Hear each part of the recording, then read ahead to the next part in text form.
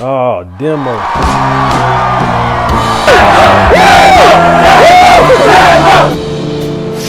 The king in the know! 90% of the kids who go here come here because of him.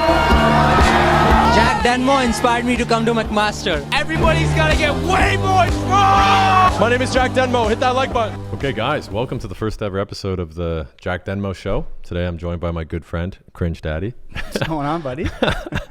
Not much, buddy. Actually, a lot. We got a lot of ground to cover, guys. This is episode number 1, and this is a podcast that I've wanted to start it for way too long, but I've just essentially pushed it back. I used to have a podcast about 4 years ago, and we did 8 episodes, but the juice was not worth the squeeze at the time. I started doing drunk interviews, pranks, parties, and all that, and it just blew up the channel.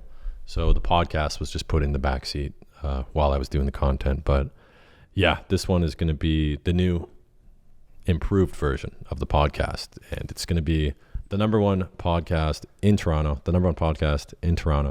In the world, bro. Come on. And then one day, yes, worldwide. We're going worldwide, baby. Fuck yeah, buddy. So today we're going to cover a bunch of stuff. Obviously, I'm not going to talk too much about the intro. We're just going to hop right into it. We're going to cover Hoko. We're going to talk about the future of the channel, what's going on in the world right now with young people, especially like social skills are at an all-time low from 18 to 30-year-olds. A lot of you guys watching might not necessarily be from Canada, but it's a very weird situation now in Ontario. But Cringe Daddy here is going to guide me through it. So let's start with how did you meet me, buddy? We'll go through that too, just so people get a little bit of background on you. I was going to say, buddy, you've been advertising this podcast that you're going to have all these successful people and scientists on, and the first episode is just me. What an honor. Yeah. What a disappointment for everyone watching. But yeah. No, buddy, I feel like we've got a lot of history behind us here. Oh, shit. I think Debbie's out there. Oh yeah, the sirens are going. We're in Toronto, guys. We're keeping it nice in Toronto, entertainment capital of Ontario. I was gonna say Canada, but Vancouver's like, Well, pretty dope. we'll see about that, buddy. But yeah, man, we met. Big stutter. We met when, like 2016, 2017, something like that. Yeah. So we actually met at the funniest place. Yeah. Like a Doug Ford convention or something. Before Dougie was hated by everybody. Yeah, bro. So like, I guess you had friends at your school. I had friends at my school that were both really into the politics game. They're like, yo, there's this event. Like this guy Doug Ford's going to be there. Come check it out. So we both went there and we got all suited up. Met like a bunch of people, like Doug Ford. I feel like Wayne Gretzky's dad was there or something. Oh, Wayne Gretzky's dad's everywhere. Yeah, just shaking hands, handing out pucks. Oh yeah. And I think like right off the bat, we kind of like realized that we were both there to fuck around. Like at one point they were giving a big speech and they gave us these like clapping sticks. Oh yeah, the balloons. Yeah, like thunder sticks, I think they're called. Yeah. And like when they said like, hey, young people, we want you to clap for this like policy, they'd all clap it. And you and me, we started like waving them the other way to try and like fuck with the cameras that were like filming it. What's weird is that video is actually on YouTube. It's privated, but it was called like trolling the conservative convention or something like that. Yeah, because we were waving the wrong way and we were like doing drum rolls and stuff. Yeah, that was weird, man, because basically one of my buddies in college, he started a conservative group at the school, and he's like, dude, you want to come to this event? Like, I need 10 members to make it an official club, and like, we're at 9. So I was like, okay, I'll join. And he's like, free pizza, you get to go. And I was like, okay, whatever. Lots of chicks. Yeah, so we ended up going to the convention, and then we got to meet all these politicians, and I didn't really know much about politics at the time. I just liked to check out weird events. And then I met you, and then the first photo we ever got together was me, you, and Doug Ford. That's huge. Yeah, and at the time we had no idea he'd end up being the premier of Ontario. Bro, we thought he was pretty cool at the time. Yeah. Well, it's been a while. I know. It's been a minute. I'd love to have to get him on here, man. I think that he has there's a lot of questions for Dougie that the people want to hear. Buddy, answer. Come a long way since the dollar beers, eh? Yeah. But let's talk about what happened recently, because we just had a weekend of beers at Hoko. Holy shit. As everybody on the internet, and according to CTV London, I invented Hoko, and I'm completely responsible for it, according to the news. Got a little bit out of control this time. It was the most dangerous Hoko of all time. Quite conceivably it was, buddy. Yeah. Like, should we get into the car flip right now? No, we'll get to that. Okay. So, most of the people watching, they understand what Hoko is from the videos, but those that don't, essentially the homecoming football game of the university, they have a big game. But in Canada, we don't care about football. So everybody just decided it's an excuse to drink. But you can only drink so much on the football stadium property. So people just started going to a street nearby the school. And then next thing you know, it ended up being just a huge street party. And each university does this. So it's a bit of a tradition. And then I rolled in like 2017, 2018 was like the first time I started filming them. And then each year I would be like, hey, like fan meetup at the Hoko, things started to get out of control. And then eventually what happened is all the kids on social media are watching these videos going, oh man, there's this huge party. Like we got to go. So you go to the thrift store and you buy like whatever color school the shirt they have. And then you just rock that there. And then you just go and drink all day. And that's pretty much it. Now, the videos initially, like nobody really cared that much because it was just local people. But as the channel started growing, it ended up being like, you know, I think the OG Mac 2019 one, it's at like 400,000 views. The Western one is like just under 1 mil. The Queens one, which is like an hour long, is at like 400K or something. Wow. So people essentially started watching these before they decided which university to go to. And it became like a, you know, rite of passage to go to Hoko. But it also served as a good fan meetup. And then this last year, everybody's been locked up inside, hasn't partied, and they've been really depressed. They have no social skills. And it's the first time they can actually get out. And they got out. They got out of hand, buddy. Yeah, it got way out of control. So the first one was Western, which has a long tradition. They've been dealing with policing the event for years. And they have it somewhat under control, but Western was still really lit. Western was unreal, buddy. Like in the past, based on my experience going to all these Hokos and events with you, like it's always been Queens and Western that are neck and neck for like the biggest party school in Ontario. And Western really brought their A game this year, like they always do. Like, bro, it even rained all day long, and the Western kids were out in the rain, and then even at night, like we left early, but there was like potentially another entire video to be made that night. Like Western, they didn't turn it off. So no, they didn't. Western's put a lot of different things in the place to prevent it from getting too out of hand. The 2019 one was like peak Hoko because the Mac one had a lot of, so Mac did their first FOCO in a long time because previously Mac wasn't really much of a party school. It's kind of lame. Like, you know, a couple dudes race golf carts or grocery carts down the street, you know, a couple people drink one beer on the driveway. But after that video, it got all this hype. And then Western's the problem child of the three. Yeah. Western's the one that gets really out of hand. So the weekend before was the Mac one. And then everybody's just like, oh my God, Western's going to be, you know, a movie, as they say. Well, what the police did was they actually set up cameras on the street lights, and the city paid to have like, I don't know how long the fence was, like several hundred feet of fence along all the backyards on the street to prevent people from going through because the residence buildings are on the other side of the street. So basically there's 5,000 students in residence at Western. Wow. Yeah. So those buildings are right next to the street. They all just cross the field and go right to the street. And the street's all frat houses too. Right. Because if you have a house on that street and it's not a student house, it just gets, you know, obliterated by. You can't live there unless you're a student. No. Well, I think like of the 30 houses, like 28 of them are student houses. Yeah. And they have a long history of like frats and all that dumb shit. So they put the fence up thinking, oh, like people won't go over the fence. People just hop the fence. It was out of hand. Yeah, like 40,000 people showed up, same thing. Got really crazy, drank steak ales, prees. And it was like, you know, the first, because for the Mac one, we kind of just messed around, did some like commentary and stuff. But the Western one, we did like some cinematics. We had the pre-drink, the day kills, the vlogs. And then afterwards, we streaked down the street. Remember that? Yeah. I actually flashed a bunch of people. I whipped my hog out in front of a bunch of people. Yeah. Jack Denmo exposed. Yeah, I whipped it out. But, you know, I don't know why we did that, actually. I was going to say, did we lose a bet or something? I think we got like naked mild and beer pong or something like that. Yeah. Yeah, you got to honor that, you know? So that was Western, like, you know, 2019.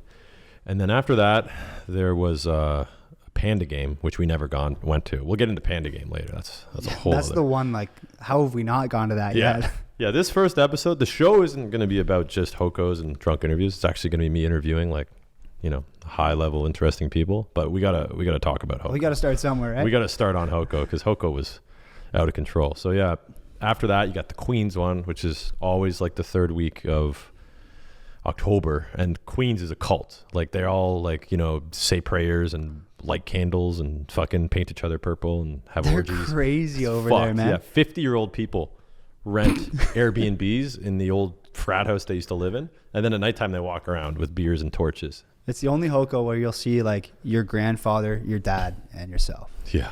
You know, every generation is going to that Hoko. There's people walking around with jackets that say like, you know, class of 68. They still have the purple face paint. Oh yeah, they get the fucking Scottish dudes with the bagpipes walking around. We actually after Hoko in 2019, I was super drunk. I don't drink like this anymore. I crashed one of the ceremonies they had. They had all the old people there, and they're passing around punch. Because somebody at the door was like, "Yeah, it's open bar for alumni," and I walked in wearing a crown, just covered in Daykill sauce. Yeah, I was covered in fucking. I was in a mess, and then I started walking around like getting drinks there, and then the lady's like, "You have to get out right now. You guys are kicked out." And then I was drunk, and when I'm drunk, like, you know, I act a little irrational, and I was swearing, and I was like, "Fuck your ass," and saying stupid stuff. Like, I was like, "I'm sorry, he's special." Yeah, so we had a guy with us that was doing his MBA at Queens, Maz allegedly. Well, And he was like helping us. Because at these Hokos, it gets so crazy with like crowd control. Everybody swarms you. So he was like helping make sure people don't trip over the cable. But he also served as like a tour guide of the school. And he brought us in, and he was pretty sober. And he knew a lot of the faculty in there. Because he had to like show face, he's a big business guy. yeah. And I'm in there just belligerent, just knocking shit over, talking about Elon Musk. Yeah. Shout out to Elon Musk, by the way, guys. He went to Queens University. If you didn't know that. That's a fact. Now you know. You got to get him on the podcast, buddy. Queens, Elon Musk invented the day kill at Queens. I wonder if anyone's had a day kill in space. Like, will he be the first one? He might be. Yeah, that's a good question. Imagine that. That's a world record right there. Bro, get me to space right now. Space kill. Space kill. Fuck, anything goes up there too. Yeah, I wonder what bro. would happen if you blew a load in space. Like, would it just stay? It's going to hit someone in the forehead at some point. Yeah. You know? But you Maybe could in a avoid million it. years. You could, you could like bob and weave under the load. Oh, you'd have to clean it up. You'd have to grab it out of the air too, and kind of like Just a fly. get like a jar. Yeah. I wonder, like, would it still be like a liquid in space, or like would it turn into a vapor of some sort? Or With, like no a gravity, you know? or like a gummy bear. Anyways, Yeah. okay, getting to this year's Hoko. Okay, Right. now let's jump into that. All right. So traditionally, McMaster Hoko's first, usually the same weekend as Guelph, which sucks because Guelph is fun, but like Guelph is always the second choice to every other school. You know, going to get a little bit of heat from the Guelph fans, but you know, Western and Mac always have priority over Guelph. Let's be honest. Yeah, Guelph is like that, ugly cousin that you'll take if you have to, you know? Yeah, Guelph is like the Trent of like Western Queens and Mac, you know? Oh, that's really sad. Yeah, Chancellor's Way, I did a Hoko there and it was awesome. It was really good. Actually, me, you, and Zed, that might have been your first Hoko. It was great, bro. Yeah. Yeah, no day kills, but, No, that was pre-day kill invention. Or, True. well, publicly, There was always day kills, but never like, I don't think anybody else has put day kills on YouTube. no one's coined that. No. No, not at that It's a point. weird thing to be like the inventor of, I guess. I don't You've really. invented a lot of things, bro. Yeah. You invented sex. According to, according to CTV. Yeah. Hoko, being a king, crown, whatever. How does it feel to have like CTV, which is like really mainstream news? Yeah. Like about as mainstream as it gets in Canada. Like calling you out saying you invented FOCO and that you're responsible for like all this damage and degeneracy. Like they're just putting it on you. How's it feel? That's it's a very weird feeling. Like I even told the guy in the interview. So they reached out to me afterwards and they did this whole piece on me, and it's like this social media presence is taking over the streets and encouraging people to get drunk. And it was like a hit piece. They did like Jack Denmo profits from people drinking at these dangerous street events, and they went on this whole thing. And, Yeah. They called it a $300,000 hangover. I know. I was gonna make that a shirt. That'd be a money shirt. Yeah. If you guys want Yeah. that shirt, drop a comment below. $300,000 hangover in purple too. 20,000 likes. Yeah. Gets 50 likes. But yeah, it was weird because I did invent FOCO 20 odd something years ago when I was young. That's how long it's been going on. Right. But the actual creation of FOCO started because it got so out of control that the university's like, well, we need to put it on a different day. We'll put it on reading week when everybody's home. and that way everybody will be at home, so nobody will show up to the party. But the students are like, well, no, we'll just do it the same time as last year. So then it became fake Hoko. Right. And then the other schools that don't do Hokos, they just were like, you know, hey, I want to do a Hoko too. We want to party. Yeah. So this year we did Western first. That one was like pretty awesome. It was a good comeback because all of 2020 there was no Hoko. It was just dead. Nothing happened. It was depressing. Like so many first years never even actually got to even go to the campus. They were just at home, right? Which would be a really awful feeling. Like I feel really bad for the people that were like in grade 12 and they had to graduate in high school from their house. No prom. Nothing. First year university, no social friends, no parties. Bro. Like It almost makes you ask, like, take that gap year or what? Oh, I What would do have you taken do? the gap year 100%. Me too, bro. Yeah. What are you going to do? I would just be like playing Call of Duty for the whole year, to be honest. Yeah, especially in high school, right? Like that's a big step. It's a coming of age tradition to like, okay, you graduate high school, you're drinking age, you drank, you go to parties, you go to like find out whatever school your boys are going to, and then you guys all go together. Like it's a whole experience, right? And it was totally skipped for everybody. So all that momentum they had in high school, their social circles, just went out the window. And when I was doing some research on like what days the Hokos were this year, my buddy sent me some links to these Reddits, subreddits of the universities. All the threads are like, you know, first year, have no friends, or a second year, like didn't make any friends last year, trying to make friends on campus. Man. Nobody wants to hang out with me. You know, need Denmo social right now.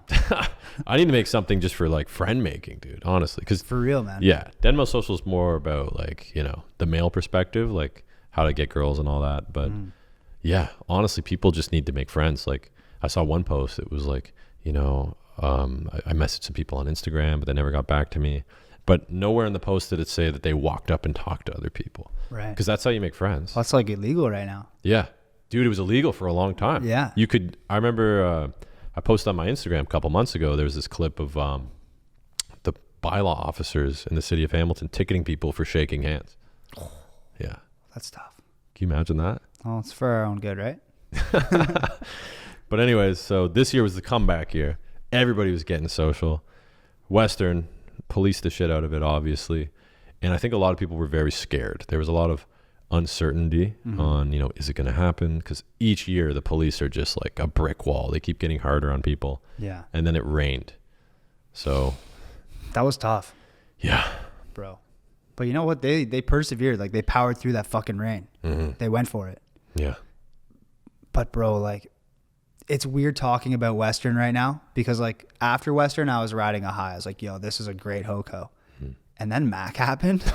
And like, bro, just talking about Western, like trying to hype it up right now, like it's not easy because Mac just fucking blew it out of the water. I was thinking about that too. I was like, yeah, I mean, there's some parties off the main street. We brought an army, but I was like, yeah, but Mac fucking blew it out of the water. Yeah. Dude, Mac. Let's be real. In the morning, we were like, it was like 10 a.m. and we still hadn't left the house. And we're like, man, is this shit even happening? Like, what the fuck? Yeah, people were going to the game. Yeah. I was like, what? Like, people were texting me, like, fans are like, hey, like, come to the pre. And I'm like, oh, okay, like, cool, what time? They're like, well, we're going to the football game. That's at 1. I was like, what? You're going to the football game? And Mac is like a engineer, nursing, like, it's a school about, you know, learning. Like, it's actually... Funny how that works. Eh? Yeah, it's like actual university. People don't go there to party. They go there to like, you know, operate on brains and stuff. Right. London, they just go there because their parents are rich, you know, and they're like, fuck it, I want to get an easy economics degree. Right. And then Queens is like, you know, generational wealth, right? Like the people that invented Goodyear tires, and they have a bunch of daughters that are gorgeous. And they're like, you know what? Go get an MBA in paint. You know? There's like no dudes that go to Queens too. It's weird. No. You just send your daughter there. Yeah. Oh, it's crazy. Yeah. It's all like royalty. You know, they all have like 3 cottages, and the dudes that go there are really smart. And a lot of them are like Chads, but fucking, they're so busy on their engineering degree that they can't even like smash, right? Queens people, they only party once a year. But yeah. Okay. So Mac though. Dude. So we showed up. It was about later than ever. We're driving down the mountain, and I'm like, okay, we're going to find a good pre. We're going to start there. Start beeping the horn, and there was just swarms everywhere. I was like, man, this is really weird. This is unusual. 1 swarm, 2 swarms, 5 swarms, beehives. And we drove by that one house with the big fucking sign that said, "Daddy issues, drop off here." Right. And we were like, say less. Yeah. Big U-turn. Let's park. Yeah. So we got there. Huge pre going on. Got the iconic porch photo. That was fun. Oh, yeah. And then we walked over to the street with an army. And then when we got to the street, it was just like the fucking swarm was starting, right? Yeah. Yeah. And like looking at the drone footage from when it started, like there were a lot of people there. Like there was a crowd already there. But like from the time we got there, like within 20 minutes, the crowd had more than tripled. It's almost like there was an aura. Like once we walked in there with the megaphone, with the crown, Oh, dude. the whole place just fucking erupted, bro. Like it was kind of quiet before we got there. It fucking exploded, dude. It was so weird. People were like coming out of bushes. Everybody was kind of on the fence, like, is it happening? Is it happening? And then once a couple people piled in, it just, everybody came. It was nuts. Plus the megaphone, that's like the call. Yeah. That's like the, you know, the fire alarm. Like, everyone's like, oh, there's the megaphone. It's time. It's time. Everybody's like finishing their drinks. Chug your last beer. The Throwing their Uber's dart here. out. Yeah. Fuck. So, yeah, we get there and right away just started working the crowd, screaming, jumping. Everybody's like, ah! The first guy I went up to, he runs and jumps in front of me, and he's like the Indian guy, and he's like, I came to Mac all the way from India because of your video, and he's like, I am from India, and then the crowd like was like, yeah, India. Shout out to India. Yeah. So it started getting, bumping. And what's kind of ironic about McMaster is that Western are so organized. Like the city of London, they have police from like Barrie, fucking Brantford. They have all these police from different areas. Like they have a game plan. Okay, we're going to shut down this section of the street. Dump truck here. Mac, nothing. Nothing. There was like 10 cops, and they were just like, cars. well, I hope nobody, does anything. And then, Yeah. Well, yeah, literally. That was the first. That was a Big wake-up call. mistake. Big mistake. Yeah. So, they weren't prepared at all. No. I think they thought what we thought going into it, that like, Yeah. okay, everyone's going to the game, Broth, Dalewood, whatever the street's called, Dalewood, Dalewood. Yeah. not buzzing. Someone even parked their car there. Like, obviously nothing's going down today. They had like 10 cops there. They were fucked. Yeah. They were not ready for what was about to transpire. No, man, I think they were like drinking the same fucking potion. They're like, well, nobody did anything last year, and the school's kind of quiet. Nobody parties. Everybody's like, doing like medical side degrees and shit. Boy, were they wrong. Meanwhile, a bunch of 19-year-olds have been waiting like 2 years for this Oh my party. God. Yeah. A lot of those people, first party they've ever been to. So they just were like going crazy, right? Yeah. And you had all the vets come back too. You had all like the 20 to fucking, or not 20, you had all the 22 to like 28-year-olds showing up that are like third, fourth, fifth, sixth year. And they're just like, hey, it's fucking Hoko. Yeah. Because so many people, so the thing with a lot of universities is like, people don't realize it, but there's all those, like all the programs that are like 7, 8, 9 years long, right? The medical programs. Yeah. So you got like Waterloo. I remember they have a whole building and no dude there has their hairline left. Like every guy's like 35, 40. They're working on their master's thesis for nuclear physics or some shit. Those guys are changing the world. Yeah. Shout out to Waterloo. Those are not the guys smashing beers off their foreheads. eh? No. So yeah, it started to get heavy. Like, your classic, everybody's drinking, chanting. I started getting the megaphone out, started working the crowd, getting people screaming. And then once like people saw other people kind of like all doing things together, chants were started. We had the fucking, away. Oh, yeah. That one came. That was huge. And people started getting in trees, and they started hanging like monkeys from trees. And I was like, fuck, this is lit. This is awesome. But like, that guy could fall and seriously injure himself. They were high up, man. The trees were high. Yeah. And the guys climbing the trees, the reason it worked is because all these dudes were fucking really athletic. Like, you could tell they were Tarzan ass They're just looking. up there doing CrossFit. Yeah. Yeah. It wasn't fucking, there weren't dorks up there. Yeah, It was, they're doing like muscle ups in the trees dude, and it was shit. guys that knew how to fucking swing from trees. Bro. Yeah. Yeah. So all of them had long hair too. That's another thing that was funny. Every dude jumping from trees had like at least a ponytail Yeah. or something. Like, where do they find these guys? Bro, yeah. I guess the guys that didn't make the football team. So they're swinging from trees. And at this point, I'm like, well, I'm huge into partying and stuff. But as I transition into adulthood and, being in my mid-20s now, I'm starting to get out of the whole, like, savage fucking, yeah, jump party and all that. So I was in this weird position where like I'm hyping and working the crowd. They're all screaming, but they're all going like jump, jump, jump. And I got the megaphone, so like they're all looking. I'm like, fuck, don't fall, dude. You don't have to do it. You know, basically the voice of reason. Yeah, being a dad, because dude, these fucking universities despise me, man. I'm banned from like 4 universities in Ontario, which I think probably the most banned from the most schools in Ontario. That's a weird record. That's a world record right there. There you go. There's another one. Yeah. Add it to the list. Inventing FOCO. That's 2. Which schools are you banned from? I don't know if I should say. Fuck it. Who's watching this? Actually, yeah, true. Yeah, Brock Security is just like, oh, who's going to fucking say it? Okay, so right now I'm banned from Brock, Guelph, Western, some weird one, like Peterborough, Like Trent. Laurentian or some shit? Yeah, Laurentian or some shit. Technically Fanshawe, I guess. One of the Sheridan campuses. There's like 4 Sheridans. You ever been to Sheridan, Brampton? I don't think we needed one. Don't Why are bother. there 4? Yeah. So plenty. McMaster actually was the first school I got banned from because I banged a stuffed animal in the forest. Oh, no. That was the second time I got banned. The first time I was, what was I doing? I was pretending to sell drugs. Or no, I was trying to buy drugs off this kid. Okay. And he's like, I don't have any, but if you find some, can you give me some? And I was like, yeah, sure.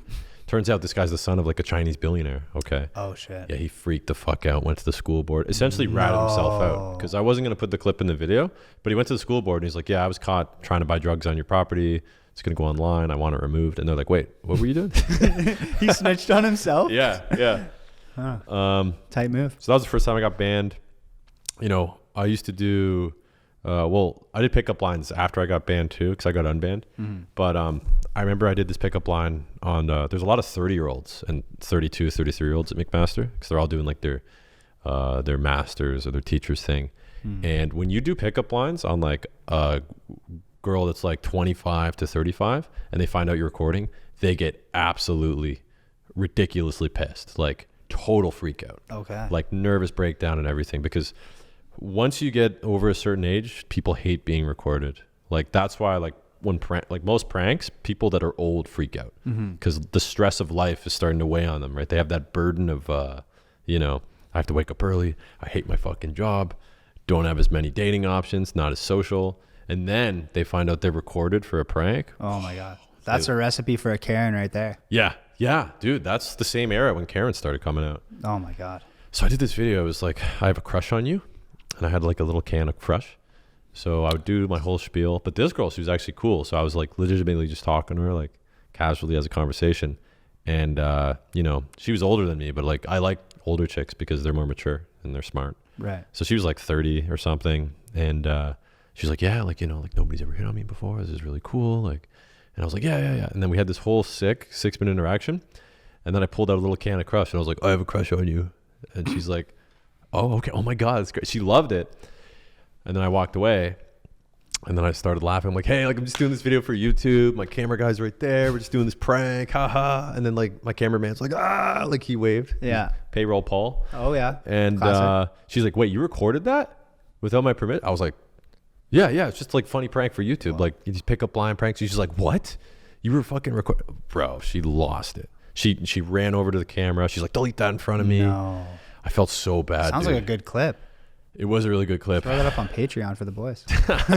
No, I didn't post it. But I started to realize that because when you're like 18 to 25, you kind of grew up during the social media, like Instagram and all that. So you're like, oh, like funny prank on YouTube. Haha. Yeah. But if you miss that gap and you're like, let's say 28 to 40 pretty much, you come from the era of not understanding like being on a Snapchat story or like sharing videos of each other drunk with your friends. So to them, that's like very unfamiliar and they're really uncomfortable about it. So I that's feel like they're going to be on Just for Laughs or something. Yeah. Well, even that, like Just for Laughs, they have a hard time getting clips too, right? Not bad. But that's what I realized is like the reason every prankster only films at universities is because when you tell somebody that they're on camera, especially like when you like are hitting on a woman and you get her phone number, like to them, they hate, like once they're like over a certain age, they hate that. But when they're young, they're like, oh my God, yeah. That's why picking up MILF videos are so tough, eh? Yeah. We did one of those in Kelowna. The wine tour. Oh yeah. Yeah, that was funny. Wasn't it a group of like 6 lesbians? Yeah. That was great. No, they weren't lesbians. Some of them looked like lesbians. We don't like to judge. But Yeah, I mean, it is British Columbia, right? So who really knows? yeah, Yeah, it's it fluid. was on a wine tour. That was pretty sick. We were dressed as like cowboys. Yeah, that's where we got these, the bolos, actually. Yeah. So I'm rocking this today. It's kind of hard to see, but I'm the king of the north, so I have to honor the fucking wolf. Buddy, that's a new title. Yeah, it's nice. Tell me about that. Well, somebody started chanting King of the fucking North. And I love Game of Thrones. I always was obsessed with that show. One of my exes, she got me a fucking keychain. She stole it from her brother and gave it to me. And it had the 3 dragons on it. Still keep it to this day. Just as a token of appreciation for that show. I thought you were going to say for that girl. No. She hates me now, bro. No, so social media actually is what ruined our relationship. You remember that girl, the one I was dating like 2 or 3 years ago? Can I say the name? No, I can't say that. I know Yeah, we can't. Big shout out. No, we try to keep the identities of people Right. private. Minimize the edits. Yeah. Well. But yeah, dude. So what happened with that was I was doing all these drunk interviews, right? And fucking nerds on the internet, man. Fucking dorks and haters. Oh, you guys are the fucking worst. Like, I forgive you because at the end of the day, nobody cool has ever left a hate comment on the internet. Nobody cool. Like, do you think Gary Vee or The Rock or Joe Rogan has ever been like, yo, this video sucked, fucking kill yourself, fucking Dislike? No, nobody's ever done that. Like, constructive feedback, criticism, sure, but like just pure hate, like, it's poison, right? Bro, they're like mosquitoes. Fucking mosquitoes, dude. Yeah, we learned that when we did mushrooms. Yeah. Haters are like mosquitoes. They're trying to suck your blood, dude. Yeah, bro. Somebody ever hates on you guys, they're just a mosquito. Let them buzz, Just fucking. You can't let mosquitoes ruin your day, bro. You really can't. Like, you come home, it's like, dude, I'm depressed. What's wrong, man? Dude, fucking there's a mosquito outside. Bit me, dude. It started sucking my blood. You know what though? Like, I pray for the mosquitoes. Like, I hope they figure it out soon. That like, bro, like, you're literally leaving shitty little comments on TikTok. Like, get off fucking TikTok and live your life. Yeah, from someone who's never accomplished anything too. Yeah. Or even people that like have accomplished stuff and they bash others. Like, there's whole channels where their whole content is like just ripping on people. It's like, fuck, guys, It's crazy. It's weird though. I used to be into that when I was like, I don't know, 19, 20, which is weird with pranks too, because you're fucking with people all the time. And then afterwards, sometimes you go a little too far and they get upset, bro. Yeah. A couple meltdowns have happened. Oh yeah. But anyways, getting back to the fucking thing with so the reason the dorks were brought up is I was dating this girl, and then we started dating when I was at like 20 subscribers, literally like brand new channel. I don't even think I had like 1,000 views yet. I was still doing UFC compilation videos. Okay. Yeah. So the previous business I did, man, if there's a couple diehards that recognize me from those channels. Oh, really, eh? Yeah. Because I used to commentate over them. Shout out Fight Gods. Yeah. Fight Gods, Super Fights, allegedly. Keyword. Allegedly. Allegedly. It That was was Jack Frenmo. partnered with people that administered those channels for me. Allegedly. But anyways, so I start putting these drunk interviews up, and I'm going around interviewing these drunk broads, and they're going crazy, and they're like touching my shoulder and shit. These fucking nerds would take a video I made. They'd go to like a little timestamp, like 3 minutes, 8 seconds. A girl would touch my shoulder, and I would like pat her on the shoulder back, and they'd send that to my girlfriend. They'd be like, "Look what your boyfriend did." Oh no. They'd be like, "Look, he touched a girl. How do you feel about that?" Stop. Touched a girl on the shoulder. He's gonna fuck her. Like, bro, it's always dudes too, because when a dude is dating like a cool chick, the guys will come in. Simps. Yeah. Fucking simps. Flies. So mosquitoes are haters. Flies, they're not hating. Flies don't land on you. They buzz, but they're not trying to suck your blood. Fucking simps are like flies. They just see the light bulb and they go, "Oh, lights." Yeah. Yeah, but instead of lights, it's pussy, bro. These fucking Melvins. Oh, the worst, man. I don't know. I don't want to bash them. I hope that they figure it out. Bro, simps are running the world right now. I know. Like, think about the simp economy. You know how much girls are making on OnlyFans? Yeah, it's unbelievable, man. Bro, like, we were talking about this before the podcast. Like, there are some normal girls that I went to high school with, and they're in like the top 1% right now of creators. It's unbelievable, man. And it's like, whoa, like, this is you? Like, you're like Summer Uncensored? Like, oh, okay, good to know. Like, you look at the captions of the stuff they're posting, like subscribe here and there. Man. And like, bro. Dude, it's the fucking cesspit of degeneracy and like essentially objectifying yourself sexually as a income. Well, it's empowering. Yeah, it is. Dude, it's fucked. Because honestly, like, that's the problem with social media, right? Like the dopamine receptors that go off when you get likes and validation. Yeah. So you're a girl, like, you know, you're good looking or not even that good looking, or you're super hot, doesn't matter. Like your brain gets hijacked by this fucking addiction to likes on social media. Like it started devastating all the girls I knew, because I knew all these girls that were like, you know, pretty good looking. They'd post a photo of like, you know, they're at a restaurant or like some food, get like 30 likes. They post their ass, like 1,000 likes, easy. It got really bad, man. I saw people transition from like being normal, and then they start to, the poison gets in them, and they're oh, I got to post for the algorithm. And they essentially make that their whole identity, just posting, you know, their bodies online all the time. It's not really sustainable, you know? It's tough, bro. Yeah. But I mean, you kind of do that too, just not the body, you know? That's what I was going to get to. Yeah. I became a fucking complete sex object, man. Yeah. I am at Hoko's now too. Like, it's like a rite of passage for people to fucking get a day kill with Denmo. And it's Denmo. It's disgusting, bro. Like Sounds awful, bro. I feel fucking used, man. Have you ever had a girl like completely hook up with you just because she's a fangirl? Yeah. What was that times, like? Yeah. I try to avoid that, but you never find out till after. Yeah. Right? It's always like, oh, cool. Yeah, you like this too, like that. Then afterwards, like, oh my God, I fucking love your videos. And it's like, fuck. God damn it. You know? Yeah, I hate it when that happens. Yeah. We just must sound like the two biggest fucking douchebags in the world. Yeah, I just get way too much pussy, bro. Yeah, oh, I fuck so much, dude. At a certain point, guys realize sex is not a big deal. Like once you start like having sex, it's like having money, or like when you have followers. Like that's one of the messages I always put in the videos. Like, guys, followers don't matter, money doesn't matter, sex doesn't matter. And I try to fucking put that in the videos. Meanwhile, I'm like, hey guys, you know, hit the like button. Fucking day kills that. You know, honestly, the cream of the crop top diehards that watch the pod, because most people are just gonna be like, oh, I want to see fucking prank videos, I want to see drunk interviews. Right. They come here and then they hear that message and they're like, oh, I get it now, you know. But that's the truth, man. It's not a big deal. And I think that there's a lot of stress and pressure on young men to like be always hooking up with girls. Like it's always been a hookup culture, but it's much more competitive than it used to be because of social media, right?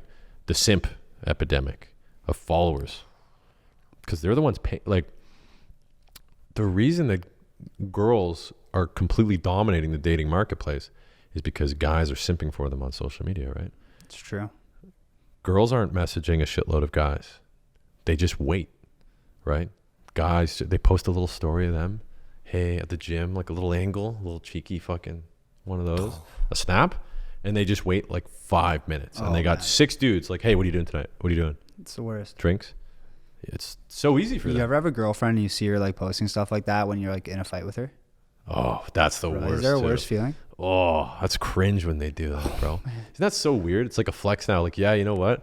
You disagree with me on something? Well, you know what? Watch this. I'm just going to get all these dudes in my DMs, bro. It's like a flex. The worst. Yeah. Yeah. That's why you got to date a chick that doesn't have social media. Where do you meet those, Jack? In real life. How do you meet girls in real life? Bro, you walk up and talk to them. That's all you got to do. It's so fucking simple, man. Yeah. It breaks my fucking heart. You know, obviously, since social media came about, people are already losing their social skills. But then the pandemic hit, and it's like fucking rocket science to them. They just can't figure it out. They're going like, oh, like, you know, I got to get a dating app, or I got to be in the girl's class. Like, you just have to walk up to them and shoot your shot. And girls love that. Like, girls are waiting for a guy to walk up and talk to them, sweep them off their feet, you know, doing it properly. You know, don't be a bonehead. Right. Like, a lot of the videos I do, like, they're meant to be funny. I do these super corny fucking pickup lines. Like, I'm looking for a day kill, or a weekend girlfriend and shit like that. Yeah, winter girlfriend. Yeah, winter girlfriend. Yeah. Dude, yeah, that was another one. That was at Waterloo, actually, ironically. Oh, okay. Which explains this girl I was hitting on. She was like 36. Okay. Yeah, dude, super sick conversation. Everything was dope. Then same thing. I told her, hey, I'm just doing this funny video for YouTube. She freaked the fuck out on me. She's like, where's the camera? Where is it? Like, you got to delete this right now. So I got to stick to like 21 year olds pretty much. Yeah. Actually, I don't even do those videos anymore. That's rough, bro. Well, you made one video called "This Is How Our Parents Met," and I found that video really interesting because if you think about it, like our parents didn't have like cell phones, the internet, or anything like that. No. Like back in the day, people literally just met in person, Yeah. face to face, Bro. no device, OG. no Tinder, no DMs, Yeah. no OnlyFans, not even Snapchat. Nothing. Fucking Cupid, okay.com or whatever it's called. You know what's crazy is like you talk to like the average guy, like, hey, like go talk to that girl. Like they can't do it. Like the anxiety is too high. No, man. Fear of rejection is completely real. Like it's the number one fear in the world to this day is public speaking, which is fucking crazy. Whoa. Because public speaking like has nothing to do with even talking to girls, which is way more intimidating, right? Like anybody that says that they're comfortable talking to girls all the time is full of shit, bro. Like it's hard. Even if you've done it 1,000 times, you'll have a day where like you go and talk to 5 or 6 chicks, you bomb every time. You feel like shit, you know? You never want to do it again. I think that's what happens with a lot of young guys nowadays. You know, it'll be like prom or some shit, which will be like the big ask. That's the big ask of high school. Talk about rejection, man. Oh yeah, because everybody's around and Promposal gone wrong. Doesn't get worse than that. she Bro. goes with somebody else. Oh. You go to the same after party, they're making out. We've all been there, bro. Fuck, dude. That's a brutal way. But that's the thing. That defines them, you know? That one bad experience. And they go to college and they're like, fuck, I'm not doing that again. You know, I know what it's like to get. It's like people that get out of one bad relationship and they get their heart broken and they never want to date somebody again. Yeah. Which. Oh, you're That's speaking us. to him. Yeah, that's relatable. It's tough, man. It's tough for young people. Every villain has his origin story. Yeah, You it's know? true. Elon Musk got fucking rejected. And now he's running Tesla. you know? Didn't he marry the same woman like 4 times? Yeah, man. That's I just rough. found that out at Hoko, actually. Yeah. Somebody told you that? Yeah. At Hoko? Yeah. How did Hoko that is come a up? wealth of knowledge all pooled together, you know? Hoko gets a bad rap. What we're actually doing is discussing like high level ideas the whole time. Yeah, we're finding the cure to well, can we say this word on No, on the we internet? can't do that. Fucking yeah, that's the asthma. thing. Yeah. I go into Hoko like wanting to talk about like, you know, I guess I'd like the real issues, right? Yeah. Hoko's not a day for real issues. Everybody's just like, yeah, fucking getting the day kill. What's your pickup line? Blackout, like drinking and The battle cries are my favorite. oh, the battle cries. I love those, man. Because you know, I don't. Do girls watch war movies? I would think so, yeah. Really? I don't know. Yeah, I don't think they do. Bro. I usually just watch Mean Girls when I'm with girls. Whenever I go to fucking a war movie, like Born Identity or fucking, I don't know, King Arthur, it's all dudes. Right. Yeah, it's all fucking dudes with beards. Like yeah, it's fucking, because our ancestors, I don't know where part you're from in Europe, but our ancestors used to fuck people. Ireland, bro. Yeah. Yeah, they fight. Yeah, you guys would fight. Who gets the last potato? Yeah. Mine are fucking more like Northern It's too soon, European. buddy. Like, yeah, too soon, eh?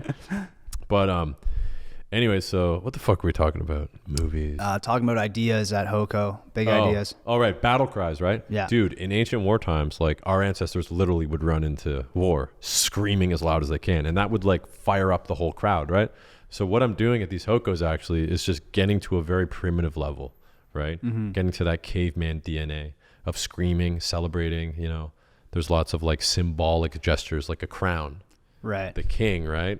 I You're get like Genghis Khan walking into Hoko with a megaphone. That's a interesting way to put it. Yeah. Well, according to the fucking newspapers I have, You have more kills than Genghis Khan. bro, it's a bad fucking look. Like I pull up 4 dudes with cameras and fucking an army of 400 people carrying open alcohol. Yeah. Walking through an intersection. What could possibly go wrong? Dude. And wearing a crown with a megaphone too. Yeah. Like if you're a homeowner and you saw that walking down the street, you'd be like, fuck. Oh, shit. You'd be like, oh, fuck, what the fuck? Yeah. I knew I should have taken that offer on the house. Man. So we did, Ezra was the first street party I ever did, I think. Actually, no, Mac Foco in 2017. But when I did Ezra, they actually hire security guards to stand in between the houses. That's right. Yeah. Very smart move. Dude, you can't even try to take a pee at these houses because like by the time you get 1 foot on the front lawn, you're getting like fisted by a security guard. Yeah, exactly. Sometimes double fisted. Yeah, and not the good way. No. No. Every hole. every hole.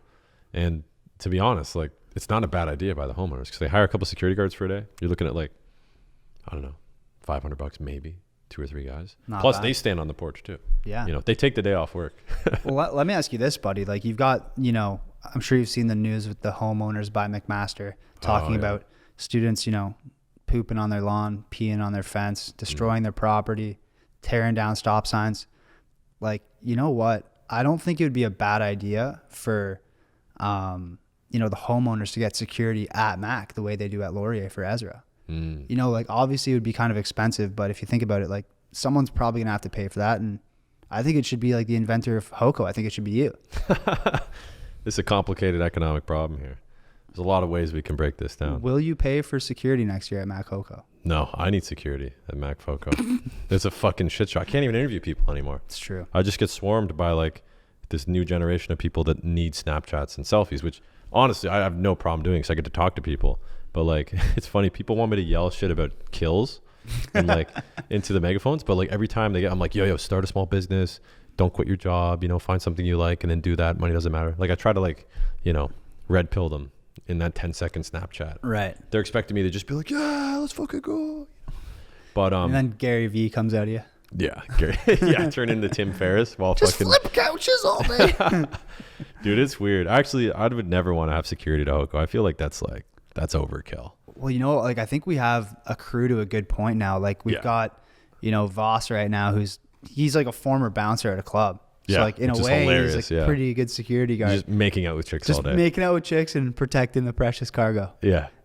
Dude, that guy only pulls like 9s and 10s, eh? He's unbelievable. He's just naturally like really good at talking to people and attracting women. I don't know what it is. Yeah. Like, Sometimes he doesn't even talk. no, he just fucking mumbles. Yeah. He's always like, what's your snap? And like, yeah, okay. Yeah, it's amazing. Like, you know, that's like the top 5% of people can get away with that shit. It does not go like that for most people. All right. Yeah, you'd have a tough time. So it's misleading. Like, it'd be good to do like a case study on guys like that, guys that just naturally fuck all the time, you know. But back to the security issue at Hoko. This is a good thing to bring up because the main issue where McMaster Hoko got out of control was the underestimation of how lit it would be from the police. Western knew the potential, and they got lucky that it rained. And there was a lot of uncertainty on whether it would go down based on the previous year of life in general being canceled, right? Right. So a lot of people were gun shy at Western, which was a good thing. I don't think anybody got fucking killed. I don't think anything got damaged that seriously from what I understand. Mind you, Western did have some very unfortunate events like 2 weeks before Hogan. Yeah. So like that, I'm not going to lie, that's probably a giant factor there too. A Yeah, lot of that could people are be. probably like, fuck this. I don't want to party.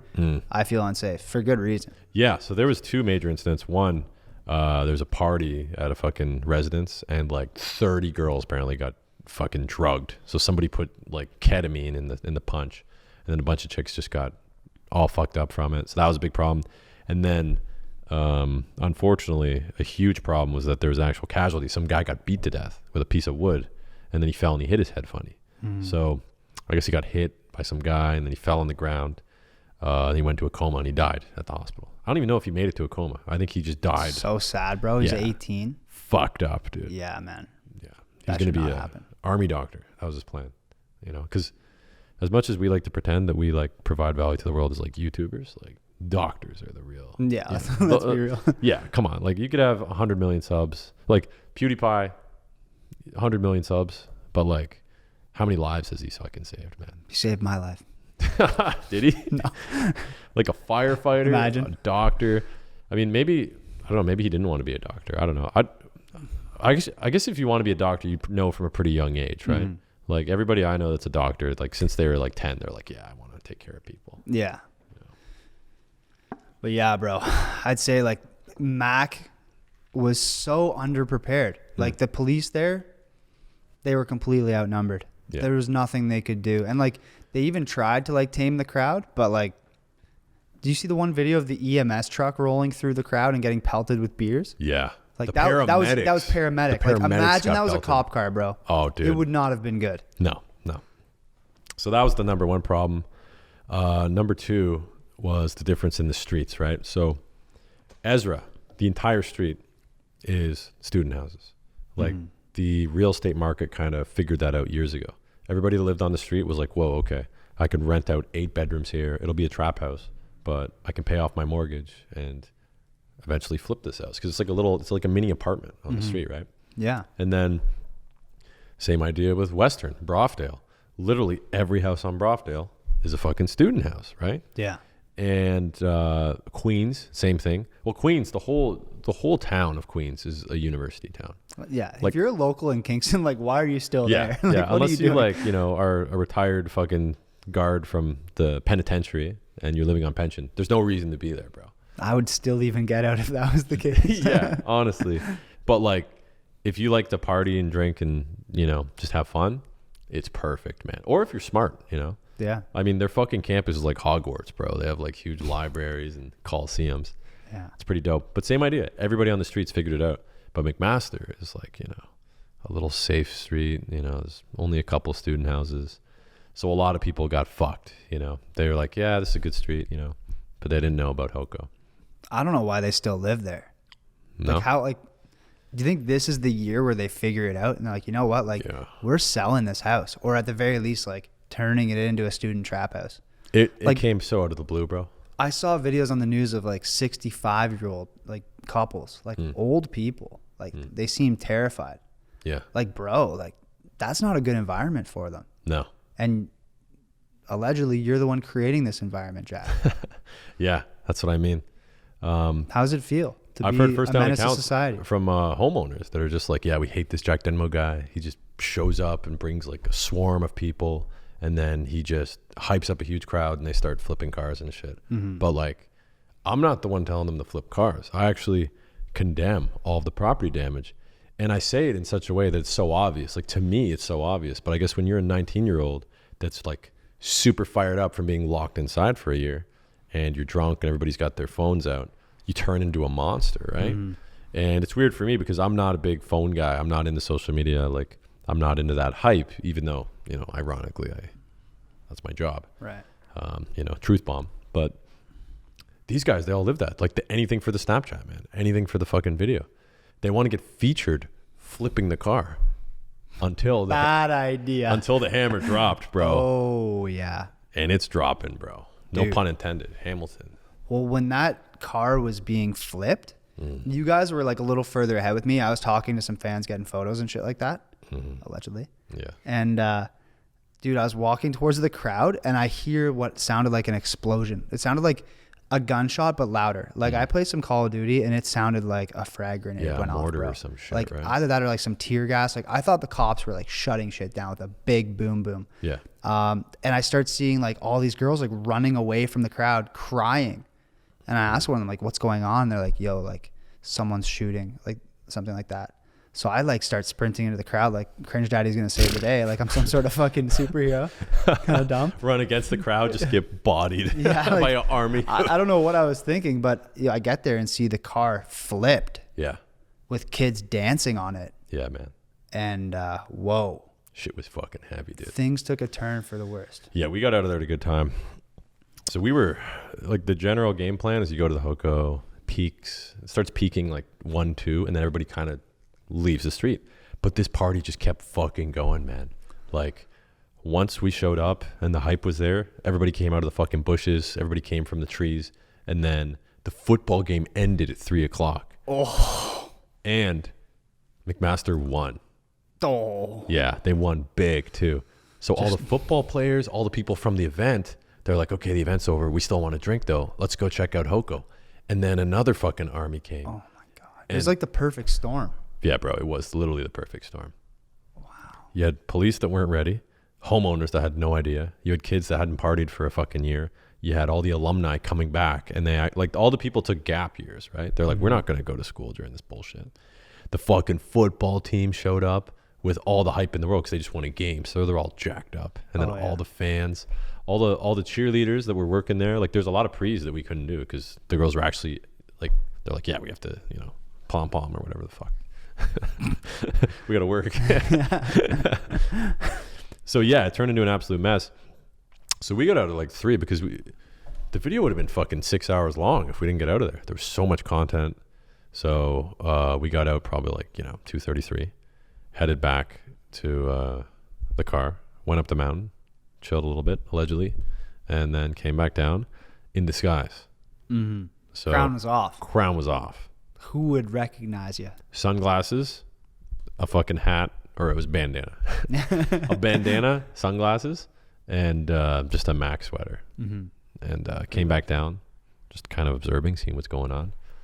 Started fucking slipping. A couple people recognized me, and then they were like, "Oh, fucking Denmo." But I was there when shit started getting wild, right? Mm-hmm. So I left, and as I came back, like, I was like, "Why is it still like?" It was getting bigger. I was like, "What the fuck?" Oh yeah. So I was near the car when it got flipped because I remember looking over at it, and the roof was dented, and I was like, "It wasn't dented when I was here last." There's actually a clip in the video when I do "Oh Canada" with the fucking street. There's a pan. And the car is like pristine, like nothing's wrong with it. It's just sitting there perfectly, like a nice little car, a nice little white car. It's so foreboding, like knowing that the car gets flipped, but watching the video from the beginning where like there's drone footage of the car early in the video. Yeah. It's like a horror movie. Like that thing's going to get fucked. But like you're just waiting for that moment. Yeah. I even saw at one point like in the background, you're interviewing people and a girl is walking on the hood of the car. This is like way pre-flip. Whoa. So was it dented from it? Or she was probably pretty light. She was pretty light, yeah. But like she was standing on the hood. Fuck. So dude. you were there when it got flipped. Yeah. No. So when I came back in disguise, me and Train Boy were like right next to it, and we noticed like the roof had been trampled. So people were standing on it, jumping on it. But then just this big group of people like started mob mentality, like getting underneath it to flip it. They were like pushing it and shaking it, and I didn't have the megaphone or any of my gear, so I was like. I couldn't be like, no, don't flip the car, guys. Don't flip the fucking car. Yeah. Like, I couldn't do anything. This was after we were like done filming. Yeah. And we were like, here's the thing with Hoko too. Like, God forbid, I don't even want to say it, like anybody, it's a good thing they put a dump truck at the end of the street to prevent traffic from coming through, because you can't get out of that place. If something goes wrong, like we're talking like a sea of 20,000 people. Like you can't move, right? Yeah, it's bro. like a mosh pit.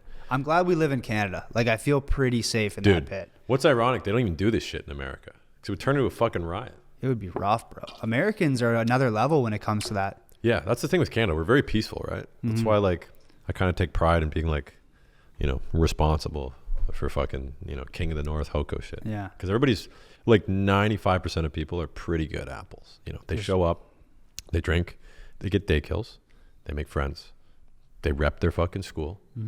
And then they go home and crash. But there's that 5% You got the fucking... that see a fucking car. The Mongoloids, bro. And they're like, this thing needs to be flipped right now. You know what the fucking weather's calling for? A car upside down. Fuck it. And then everybody's cheering, right? Everybody's... It's so funny, though. Like, the people that flip cars are fucking idiots, man. Like, those... Dude, some of the guys from the video that were doing some of the stunts, allegedly, like, those are the dudes flipping cars, man. Like, you got to be crazy to fucking jump out of a tree, bro. Yeah. Like, some of these guys they're literally bouncing on branches 30 feet up in the air. Nobody's catching you, bro. Yeah. Nobody. And I'm yelling. A circle forms below them. Like, bro, yeah. And I'm yelling in the mic, like, you don't have to do it, bro. Be safe, dude. Somebody get under him. And fucking the crowd's going, jump, jump, jump. Once you get to that edge of that tree branch, you got to jump, man. Yeah. So I'm amazed nobody fucked themselves up. It's good that you're like saying this though, Jack. Like, the media is really portraying you as this guy who like invents FOCO, encourages people to jump out of trees and flip cars and destroy property and take out stop signs. But like, the proof is in the pudding. If any one of these people watch your video, they would know, like, you're just there to interact with fans, spread positivity, like encourage people to get on their purpose, start a business, stay in school. And when people are doing fucked up shit, you're always the guy being like, buddy, you don't have to do this. Yeah. I think if anything, bro, you prevent Hokos from being disastrous. Dude, it's, to quote Spider-Man, with great power comes great responsibility, bro. Like, you saw the fucking crowd there, man. I had 10,000 people singing a Canadian anthem. If I was like, yo, let's start smashing windows and flipping cars, bro, people would have done it, man.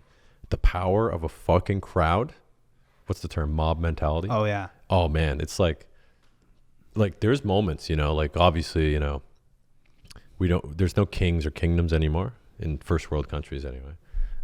Allegedly. But like, for a day, you can be the king and basically control a huge crowd.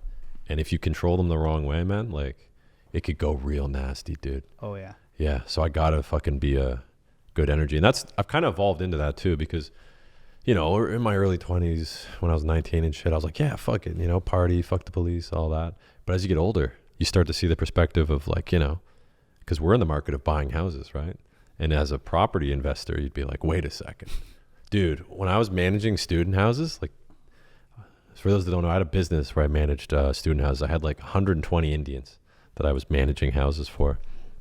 And I'd have to fucking pay attention to every detail of the house, like for security deposits, damages. Like these kids would leave the shower running. They'd fucking flood the toilets. They'd leave the door open. Raccoons would come in the house. Like, oh man, I could do a whole podcast on that bullshit. I'd love to hear about that. But really quick, I realized like I got to take care of these houses, right? So somebody that's in the market for getting a fucking house, the horror of having a house on that street. Like, oh my God. Oh man. Mm-hmm. So yeah, I have to essentially, well, I like to think that the whole point of my channel was to be social in the first place and like help encourage people to get out of their comfort zone and do stuff. And then it evolved into like, you know, you combine that with drinking, partying, and like huge hyped up events. And then the symbolism of like being royalty and the king of the north and shit. Dude, it's fucked. Like I felt like a fucking, I felt like a king, man. Some king shit. Yeah. But there's I'm glad it's you, bro. Fuck, dude. Because like you're pretty level-headed. Like I've known you for time. Like I know you before the fame, before the money, and you haven't really changed, bro. Like yeah, you went to Vancouver, got to your head a little bit. No. Yeah. Like, no, like start doing mushrooms on the beach. Yeah. Yeah, like I think for like as big as you are, bro, like you're very humble and down to earth. Like you haven't really changed. You're still the same guy that you've always been. Like you're very much yourself. You're super self-aware. Like bro, if you weren't the type of person that you are, and you were in that position with the crown, you're up on a shopping cart. Like bro, someone with a bigger ego or some like bad intentions could really turn that place the wrong way. Like you're the king. Yeah. And I'm glad you're not a dictator, bro. Well, bro, the thing is though, eventually there's going to be, you know, a point where somebody's underneath a car when it gets flipped, you know, a death, right? Like that poor kid that got beat to death. It was like, apparently like the newspapers and shit, they didn't even want to like report on it. Like it was kind of one of those things they wanted to sweep under the rug. Because imagine being like, you know, a parent and your kid wants to go to Western and you're like, whoa, first fucking week of school, 18-year-old gets beat to death with a piece of wood. I don't want to send my kid there, right? Bro, if I had kids today, I wouldn't be sending them to Western. No? Where would you send them? Queens for sure. Yeah. I'd fucking show up to move them in and be like, all right. Queens is wholesome, man. Like, I think it's the most wholesome school you can go to. Bro, it is. Most polite, intelligent, and good-looking people in Canada. And it's fucking Hogwarts. Like, who wouldn't want to go to Hogwarts? Yeah, dude, it's a castle, man. Yeah. Yeah, Hoko's tricky. Fucking, you know, I'm in a weird situation, too, because homeowners that have no idea about me, they fucking hate me. They think I'm Genghis Khan.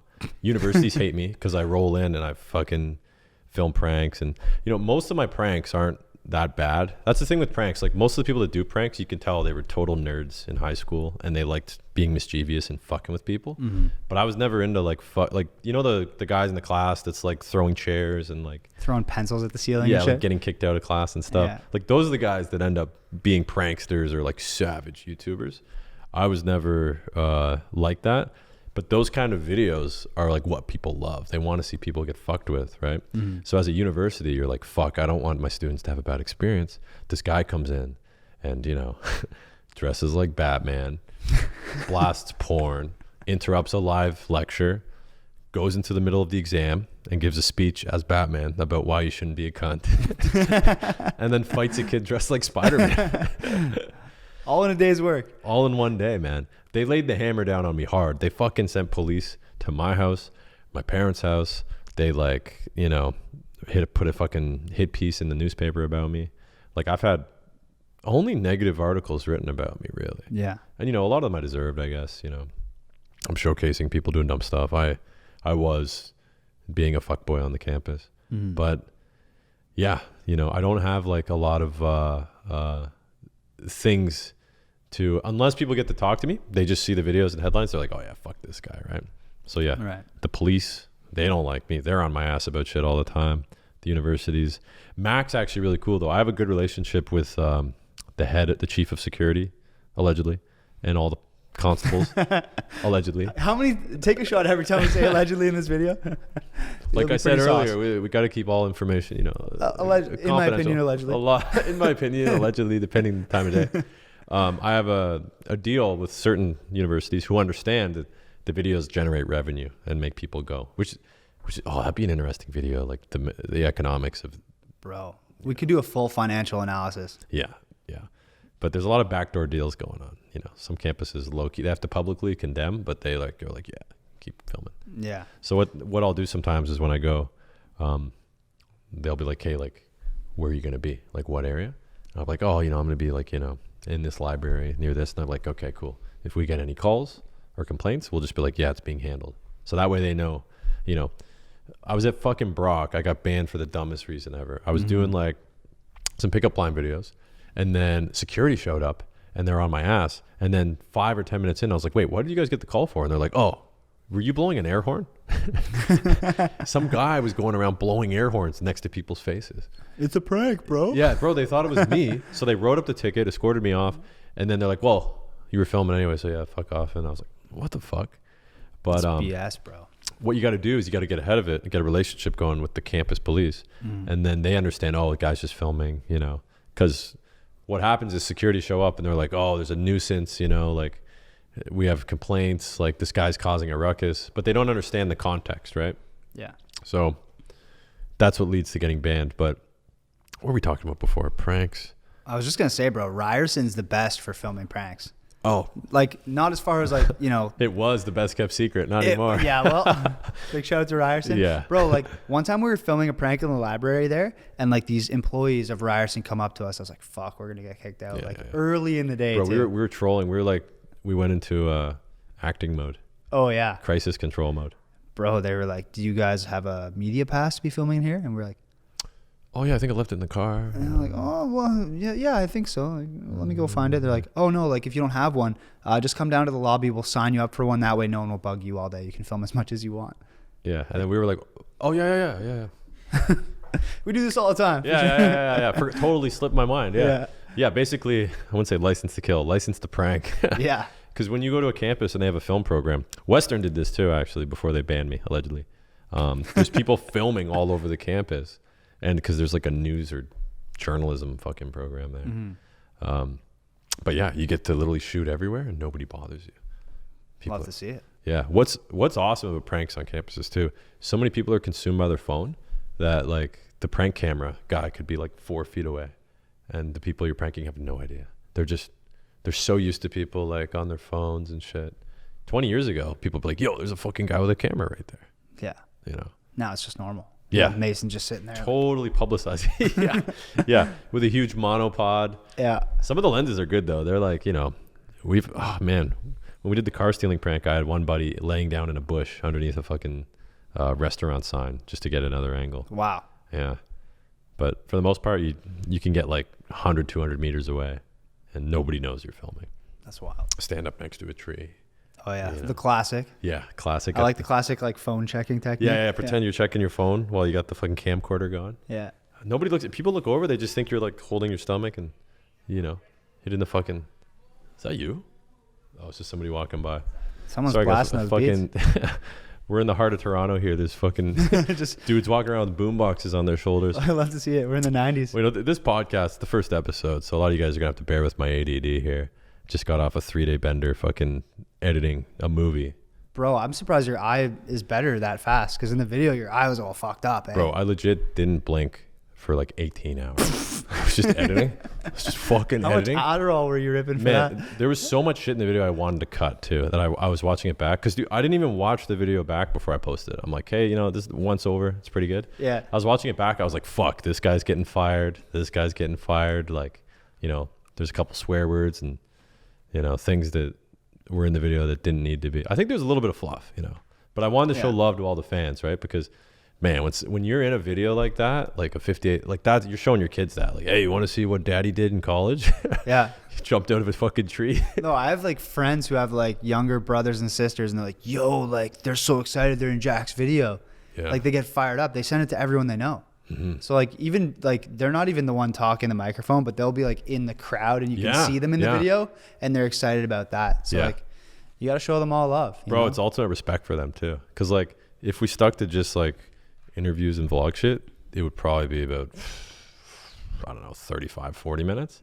But all that fan engagement, man, like that's the people, like they love that, bro.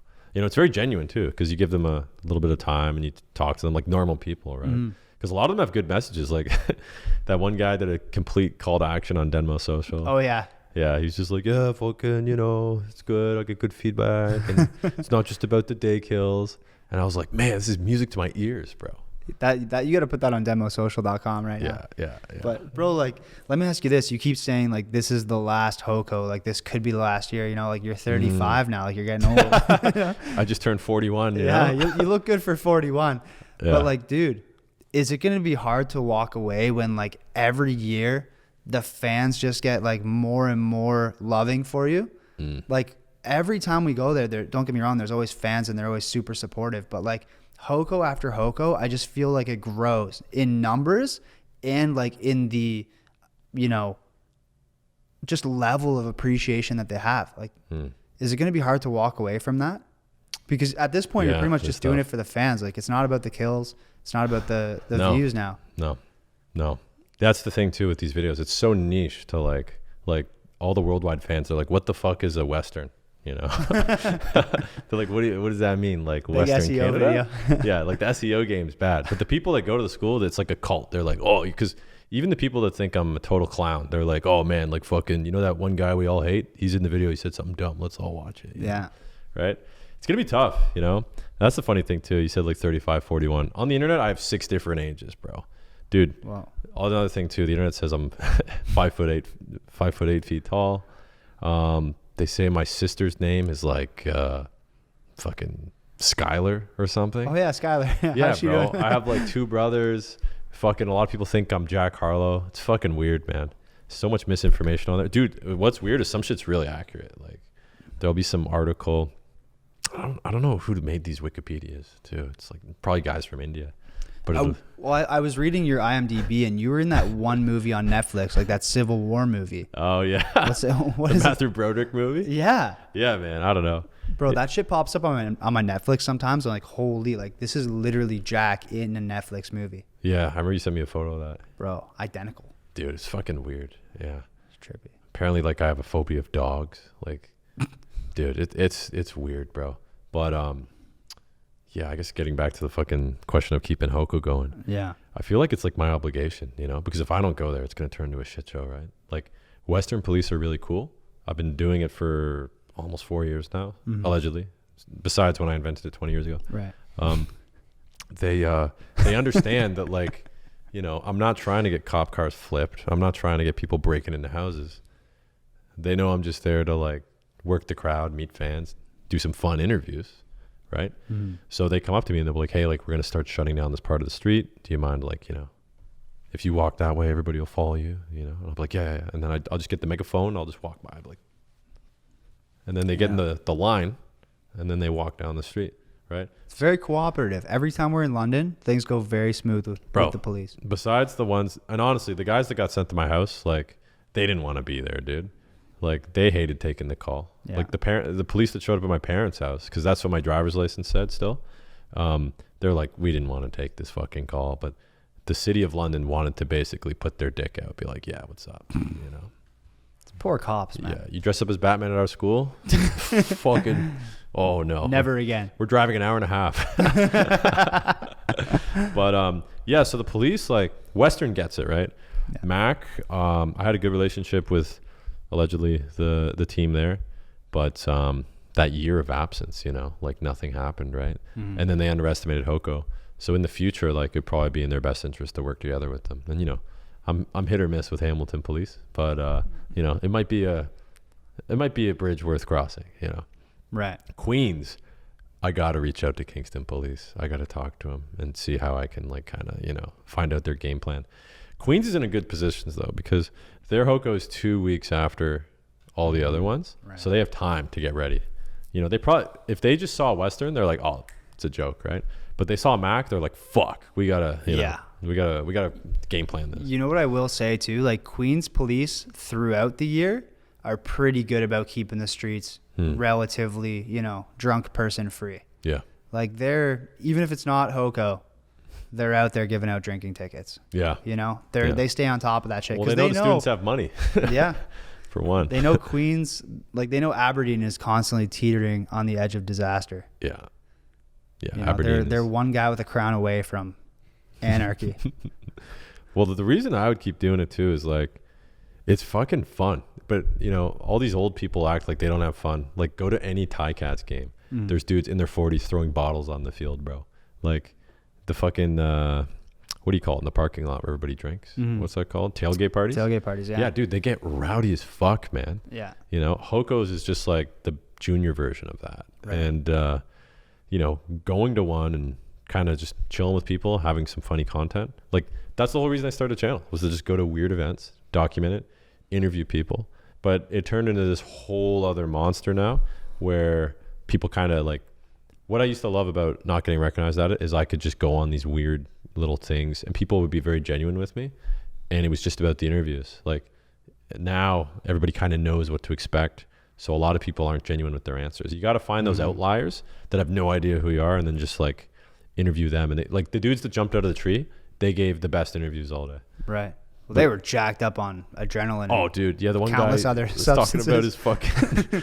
he described it so beautifully. He's like, fucking roller coaster of adrenaline in my stomach. We fucking love it, We'll have to see it, buddy. Yeah, so I'll probably keep doing them, allegedly. I don't know. Dude, you know what I think? Like, just my humble opinion here. And, like, maybe I'll even stop going. But, like, there would be something to be said for, like, a 45-year-old Jack Denmo, just bald, still going to Hoko. Oh my god, that'd be like fucking old hilarious. man Denmo just never stopped going to Hoko. 20 years from now, fucking just go up.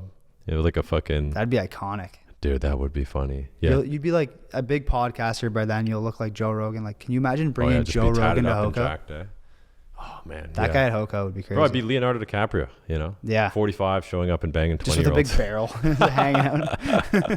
That's what kills me, man. Yeah, I don't know, but people love it. That's the thing. And Hamilton's my hometown, right? So that's why I was so 50-50 with Mac, the results of it. Because at one point, I'm like, man, this is fucking awesome. Like, hometown crowd, big party. My school won. The football team are all fucking savages that I've known for years. And they fucking continue to, like, well, I don't know, continue to play football, I guess. I don't go to football games. But, like, a lot of the dudes that are on that team have been in numerous drunk interviews, bro. And they're all, like, Allegedly. solid dudes. So not only as, like, a hometown team, but, like, these are people that I'm very familiar with. And they won the hometown game. And the year was over. But it just got so out of fucking control. Yeah. It's a tricky point where, like, yeah, people are looking for people to blame, man. They need a scapegoat, as we were saying on the way over here. Like, who are they going to blame? Okay. Are they going to blame police? Police are obviously doing the best they can. They send in fucking horses. Okay. Yeah. Fucking, are going to blame the school? Get the school to pay for it? The school doesn't want to pay for it. You hear the dean of students? No. Guy was smooth on the mic, bro. Oh, yeah. I'm seeing him all over TikTok. This guy's like, yeah, a lot of people want to blame the school, but like, our students, like, they weren't all there. It was just like a handful of students. He's like, most of them are respectful. They just go there to have a good time with their friends. And there's a handful of people who, like, do it wrong. But he's like, you got to remember, kids from other schools are going. The city of Hamilton has folks showing up. You got, YouTubers. Like, he's throwing the blame, like, everywhere but McMaster students. Very political answer. Yeah, he's like, like, the police were there. They could have done something. Like, this guy, I'm putting words in his mouth. Like, this is all allegedly. But, like, bro, I don't think McMaster's going to get any of the blame. Very with political. this guy running their PR, he's a fucking genius. They got to pay that guy more money. The London guy, that guy was emotional as fuck, man. We all have our emotional moments, but he was like, we're competing with this online presence. He brings an army and fucking, they think I'm bringing all 850,000 subscribers to the fucking meetup. Bro. Yeah. Imagine that, like, couple football stadiums. Dude, that'd be fucked. That's what I'm worried about Queens, though. Because, like, Western was, like, the underhand. And McMaster was overkill. But at the same time, the Queens kids, they already are fucking brutes and savages. And they're going to want to outperform Mac. Right. And people forget, too. Here's the thing, too, for those that think that I'm the one that fucking was responsible for all the damage. Carleton and Ottawa had the Panda Games. Right. Exact same day, same weekend. It was in fucking Ottawa, so I couldn't be there, Who obviously. would go to Ottawa? Yeah, it's kind of a mish. 2022 retirement tour? Who knows? I think we got to hit the Panda Game one time. Yeah, we got to go there at least one time. But yeah, bro, it was the same weekend as Mac. Yeah, and they had cars flipped in the middle of the street, right? Yeah. So like traffic couldn't even get by. Like if somebody was dying, a paramedic wouldn't be able to go by because the car was in the middle of the street. And Yeah. it looked like, Walking Dead out there. Same shit. Mm-hmm. I've never even been there, right? That's probably why it was so out of hand. They need you to come and settle it down. Yeah, I guess so. Fuck. Imagine that. Just start getting sponsored by every university, bro. Bro, just all the honorary degrees you could get. Yeah. Fuck. I know there's a lot of people out there that would love me to just turn into a fucking heel and be like, that's it, guys. Flip the fucking cars. Fuck the police. Oh. But, a couple mushroom trips later and You'd be flying a little too close to the sun. yeah, if you were that doing phase that. is over, bro. Yeah, bro. Yeah, it's weird. Dude, I was yelling in the megaphone like, yo, guys, eat your vegetables. Eat your fucking fruits. Yeah. Fucking don't jump out of the tree. Get consent on day kills. Film it if you can. Right. Don't damage properties. That's the thing, too, with the Western Hoko video. Literally, as I'm driving to the school, I'm like, guys, don't fucking damage property. Don't destroy fences. Don't break into neighbors' houses. Be chill with your day kills. Don't drink too much. Don't take illegal drugs so that your friends have to fucking bring you into an ambulance. Like, my fans know. They know how to behave, right? But what happens is you get the odd fucking bad apples come in. Right. And, you always need that, right? Like, as much as we like to pretend that we don't need, the shitheads in the world, the reason people click headlines is because they go into fight or flight. They see a bad headline, they go, oh, this could be a danger to me. I have to look at this. That's why 90% of news is negative, because positive news, there's no emotional response, right? Right. There's no headline like McMaster has no deaths. Everything is good. The football team won and everybody had a great time. And it was fun. There was guys with megaphones and crowns and shit. Not selling any papers with that headline. No, one fucking paper. Yeah. And it's to the 65-year-olds that live on the street, bro, thinking that they're going to be in the photo. Yeah. No, what they do is the worst possible. And what was interesting too, it was a girl whose car got flipped, right? You got this young, pretty girl. Oh. She's on the rowing team. Her roommates. She found out over Snapchat, bro. Yeah, man. Fuck. That sucks. It fucking sucks, dude. I mean, devil's advocate, should she have fucking known that there was going to be a huge street party there? Who are we kidding? Like, why would she park? I'm sorry. Bro. Why would you park your car there? Like, I'm not saying it's good to flip a car, but people are going to bump into it at the very least. In front of the big tree, too. Dalewood takes place, there's 3 trees in the middle of the street. Yeah. Because people climb in the trees. Because the trees are super easily climbable, right? Yeah. And she was parked right there. That's rookie mistake. That's ground zero. Her roommates, that's a student house. Yeah. What did you guys have never watched a fucking Hoko video before? You got it. Man, if I lived in that house, I would move the car. I'd be like, are you fucking crazy parking your car here? Bro, the only other time I've seen a car at a Hoko was Queens Hoko 2019. There was a big frat house party and there was a Red Bull Mini Cooper with the can parked on the lawn. Oh, dude. That thing, I feel like the crowd fucking picked that thing up and carried it. It was destroyed. Yeah. It looked like a fucking canoe by the end of the day. It Bro, literally looked they crushed it. A crushed beer can, bro. They flattened that fucking thing. Yeah. And that was we never saw that at Mac or Western before, right? Queens is but Queens wants to keep that good reputation up. So there was no headlines about that. No. Oh, it's the Red Bull truck, right? You know what's funny? The employees dipped. They're like, fuck this. They got out of there. Imagine that. Your job is to give out Red Bulls to kids at a Hoko. And then 5 minutes in, you're like, whoa, this is a lot of control. You're well, best be on my way. So I feel bad for this chick, right? She got her car totally toasted. Yeah. Let's assume she had no idea that there was going to be a Hoko on that street. Well, you know what I will say is Hoko reminds us about friendship, community, togetherness. There was a GoFundMe for her. Yeah. And it raised $10,000. Yeah, double what she needed, actually. She paid $5,000 for the car, from what I heard. Yeah. Bro.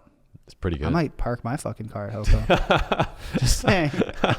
Pretty good haul, eh? Yeah. I'm just thinking, though, the emotional attachment to that car, though, because I drove a fucking absolute beater for 6 years. Before that, I crashed and flipped my other car. And the only money I had left was to get this new car. And then that was my attempt 3 or 4 at life, right? 1993 Sentra. Yeah. Fucking beater. somebody broke into it like 2 years ago in Toronto, and I never fixed the window. So that I thing remember was that, yeah. super dangerous, super There's still sketchy. glass in that thing to this day from the broken window. Yeah. But like if somebody crushed that car, I would be devastated. Like I would want to crush my own car, you know? And to her, like, I don't know if she had anything valuable in the car, but like, you know, it's like seeing your baby get fucking put down, man. I know what it's like to love a car. Yeah. You and me both, buddy. And just the way they did it, they violated that car, bro. Oh my, the guys, like, the flipping wasn't enough. You had to get on there and jump up and down. Dude, yeah. Oh. Thoughts too. Here's the And thing, it sing wasn't Ole Ole. I don't know. I didn't see this in any of the fucking photos that were posted, but there was a shitload of girls on that car, bro. Yeah. Girls in skirts fucking jumping, like dancing like that. Yeah. Like everybody was on that. A couple police were jumping on it. A couple I'm firefighters. Yeah. Dude, it was weird. The firefighters came in, the crowd was cheering. They looked under the car, made sure nobody was under there. And then they walked away for like 2 minutes. 40 people on the fucking car. Oh. Dude, dudes had bottles of Hennessy. Like some guy bought a bottle of fucking champagne for like the whole day. And he's like, you know what? Fuck it. I'm just going to get on this car. Now's the time. Yeah.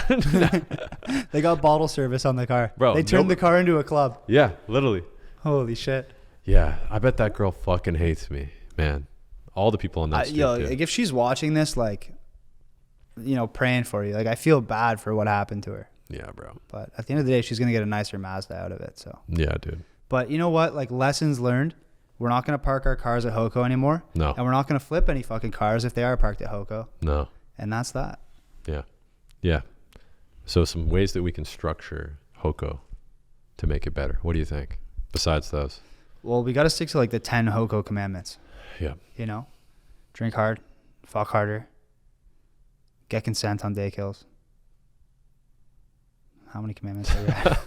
I was gonna say, bro, I don't remember the fucking 10 commandments. I feel like there's like, oh, always give me a beer if you see me. That's right. That's 4. Yeah. Always have darts ready just in case. No, like how can we make Hoko better and structure it for better success? Like the police have to fucking know what they're in store for. Yeah. You know, because in my opinion, allegedly, if you have less police there and shit does hit the fan, that causes them to have to react in a much more extreme way because they have less numbers, right? Yeah. If you had like a huge squad that can just kind of like nudge people the right direction, you can kind of manage the crowd a little bit better. So that's one thing I will say, like Ezra and London do a really good job of is the police are ready for whatever needs to happen. Yeah, Western, like honestly just duplicate the Western game plan. 100%. Multiple dump trucks to prevent people from driving through the crowd. That's number 1. Traffic guards in place for the main streets. The thing with what's amazing about the London one, Brofdale too, there's no intersection where the street starts. You have to cross lights way further down, which is a huge choke point because people have to go through traffic, right? So that's very dangerous, right? No jaywalking allowed. The police make sure of it. You know what? London should fix that actually. They should just put a fucking intersection there. That's so true, bro. Because otherwise, like on average during that day, you probably have 30 to 40,000 people cross traffic right there. Yeah. You know, so that's a huge bottleneck for them. Massive. Mac actually have a better setup for that. They have dual lights. And they have a barrier in the middle so that people, when they cross the street, they could stand on the cement in the middle, you know, and then they have the advanced lefts.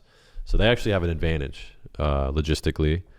Another thing they could do is have obviously a fucking dump truck at the center of the entry. Right. And then the other end, like the ass end of Dalewood, they could park one there too. Way more police presence. I would say, yeah. What do you have to add? I was going to say, bro, like how do we address the situation of nighttime Hoko? Because we haven't even really touched on that. Oh boy. Yeah. We got to get on that later. And this is like the fucking dark web of Hoko. Yeah. But nighttime Hoko is like the Walking Dead, bro. Yeah. It's the like Silk Road the of police Hoko. light the streets with their fucking police lights, but it feels like you're in like a strobe light, especially if you're like a little tipsy. You're like, whoa, like it's super bright, but also super dark outside. There's a giant mosh pit of people and people are like fighting. People are lighting off fireworks. Like, what do you call night Hoko? Noko? Noko. So many Hoko Foko, Noko, It gets Poko. loco at night. Jesus. Yeah. Yeah. So, okay. So for the daytime though, so we got the dump trucks, we got the police. Yeah. Intersection needs to be solved at Western. Mac, they got the good intersection there. Property owners need to be fully fucking aware of this happening. Like it amazes me that they don't know that this is going on. I was just going to say they should have porta potties on Yeah. the street Porta because potties. that's like the number one complaint from every homeowner is like people are peeing and poo-pooing on their lawn. Get porta potties. But with that said, as I thought of that, I remembered that people flipped a car. And imagine being in a fucking porta potty while people are flipping it. Oh my God. That would suck. Oh. Imagine crowd surfing in a porta potty. That'd be awesome. Dude, that's the thing. It'd be awesome until it wouldn't Bro, be awesome. people sleep on Queens. They fucking have boats. People put boats. Yeah. Yeah. Did we forget about the canoes? We forgot about the canoes and the boats. Holy Bro, they have shit. fucking rowboats. Yeah. Like, it takes a lot of fucking strength to lift a giant boat and then have people in it too. Like, you could, dude, I'm going to do a boat fucking. Fuck the shopping cart. Yeah, eh? fuck crowd surfing. I'm going to surf in a boat, bro. Dude, imagine getting a boat all the way down the street. Bro, imagine bringing a surfboard to Hoko. Surfing. Crowd surfing on a surfboard. Dude, I don't think that's ever been done. There you go. Write it Fuck, down. I need a fucking surfboard. That's huge. Yeah. Bro, put on the water wings for that one. Okay, what else? Oh, okay. So one Western thing that worked really well. Right. Well, people just hop the fence, but it definitely made it annoying. Like, girls don't like hopping fences, Right. you know, because fences are taller than girls, mostly speaking. There's a couple of fucking savage varsity volleyball players that just springboard over them. But for the Right. most part, you know, you got to walk around. They put the fence up behind all the houses, so that's a good choke point. That cost the city about $30,000 to $70,000, I think, which is actually a good investment for them. Right. So that could be a solution. They should hand out free waters at Hoko. How about that? Free Sober waters. kids up. Mix in a water. once in a Paramedics walking around. Because Yeah. look, if you see police in their high vis, you're gonna be like, oh, fuck the police, right? But if you see paramedics walking around, you kind of get it, right? It's like war times, you know. Medics, people don't shoot the medics unless, well, Well, the Germans did. we won't get into that. Yeah, the Japanese shot fucking medics. in Yeah, it's World War rough. II. Yeah. Yeah. But that's another one. Well, I've been saying that for fucking years, man. Waters, medics. Water would solve so many issues. Yeah. You know, like think to all those kids who were chugging Mickeys for your video, allegedly. Bro, they should have billboards. Dude, it should be like a gated, ticketed event. How about that? Like a barrier of entry? If they did that, though, do you think the students would just start like a faux FOCO? Like an even faker Fake FOCO? FOCO? FOCO squared? Oh my God, yeah. Well, not like a fuck. gated, ticketed event, but like have, what's the word? ASAP Rocky perform? No. But have, what's the term? Well, they could do some kind of performance there, right? Yeah. Like, you know, get a fucking little stage at the end of the street. There's plenty of space for it, right? Right. And then people would respect that because people respect concerts, you know. They spend hundreds of thousands of dollars to have a fucking concert put on at the exact same time at the school. But if that money went to just policing the event in the first place, Yeah. the problem would be mooted to an extent. My concern about like the policing though, like you gotta have a balance because, bro, if it's too police, like you literally can't have the street party. No. Yeah. And that's it's no a fun. police street Like you party. do need to have the street party. Yeah, it's like still we're gotta not, happen. We're not trying to cancel No, FOCO. no. you know? FOCO must go on. Yeah. Well, that's the thing too. It's one of those things that's just happening, right? So they try to, I guess, prevent it from happening completely. But what they have to do is kind of adjust and understand. It's like a business where the model is failing. Instead of adapting, they double down. Like you should never be in a position where you have to throw a haymaker to make your business work, right? Right. They have to kind of go with the flow of the HOCO. FLOCO. Floco. Bro. Fuck, Holy. dude. Getting too many HOCOs, FOCO, schmokos. Fucking Put that on a shirt. COVID HOCO, Coco. COVID go. Yeah, so that's COVID. one. I think that's those are probably pretty good solutions. But when you look at the economics too, here's the fucking funny part. Everybody thinks, you know, I should pay for it, or the city Yeah. should pay for it, or the school I should do pay for it. personally. The school is the best candidate to pay for it, because what they don't realize is that HOCO, FOCO, and POCO actually contribute to the economy of that city tremendously, right? Let's do the math, okay? Average tuition for a year, let's say $10,000. Is that fair? Right. You're going to be living in residence first year. It's about $4,000. Every year after that, you're looking at about $5,000 probably, because you got to rent over the summer. A lot of the time, rent prices are going up. Like a good place, it's like $600 to $700. Not a fucking trap house. All the meals on campus too. Yeah. Bookstore. bookstores. Merch. Yeah, yeah. And then you, on average, are spending about $1,000 a month on food, alcohol, and entertainment. So we're looking at, $10,000 a year for tuition, $5,000 a year for rent, and then, let's say another $8,000 to $10,000 a year on entertainment, right? So you add that up over 4 years, okay? $40,000 in tuition, $20,000 in rent. So that's $60K right there. Yeah. And then about $8,000 a year on food, entertainment. You're approaching 6 figures per student. Yeah. The average value of a student works out to about $80,000 to $90,000 over 4 years. That's not including extracurriculars. That's not including masters or medical programs that we're talking 4, 5, 6, 7 years. Right. And MBAs at these schools. Additionally, the future alumni revenue that these students will provide when they get out into the real world. Yep. That's customer lifetime value right there. Another thing too we haven't even talked about is referrals, right? You go to your school, your fucking dad gets the merch, the Western shirt. Yeah. My daughter goes to Western. I would not buy that shirt. But That's a tough one. Yeah, but that guy goes to Western. All his boys are like, yo, dude, Johnny's fucking story looks lit. Yeah. Western, I want to go to Western too, right? The little bro goes. Yeah. Yeah. It's like a family tradition. It gets passed down, right? Like a lot of our parents went to certain schools. Like my mom went to Western. My dad went to fucking Mac. He got expelled, actually. Allegedly. Yeah, I'll have to have him on the podcast one day. That would be huge. Episode 100? Oh, dude. Denmo Senior. Daddy Denmo's daddy. Yeah. Whoa. Father Denmo. Dude, that'd be fucking crazy. That'd be nuts. Yeah. We'll have to get that. But yeah, the referral value too, because each student that goes to a school based on another student, that's another fucking $80,000 to $100,000 in revenue. Bro. Right? Now, riddle me this. Okay. Before students go to a school, they want to do research on what school to go to. And what do they want to do when they go to university? Well, they want to have drinks and day kills, buddy. Exactly. They want to fucking party. They want to smash beers off their heads and change the world. Right. By learning. Of course, yeah. Learning and all that shit. Get a little safety net. Right. That's a whole other podcast, fucking, should you even go to school anymore? Because, we went to school, but we don't do anything with our fucking we're degrees. We fucking TikTokers now. Yeah, right? Like, I learned way more in the real world than in school. But, if you're in school, keep it. We have our safety nets, though. It's a good safety net, right? Yeah. We can at any time just go back to corporate life if we had to.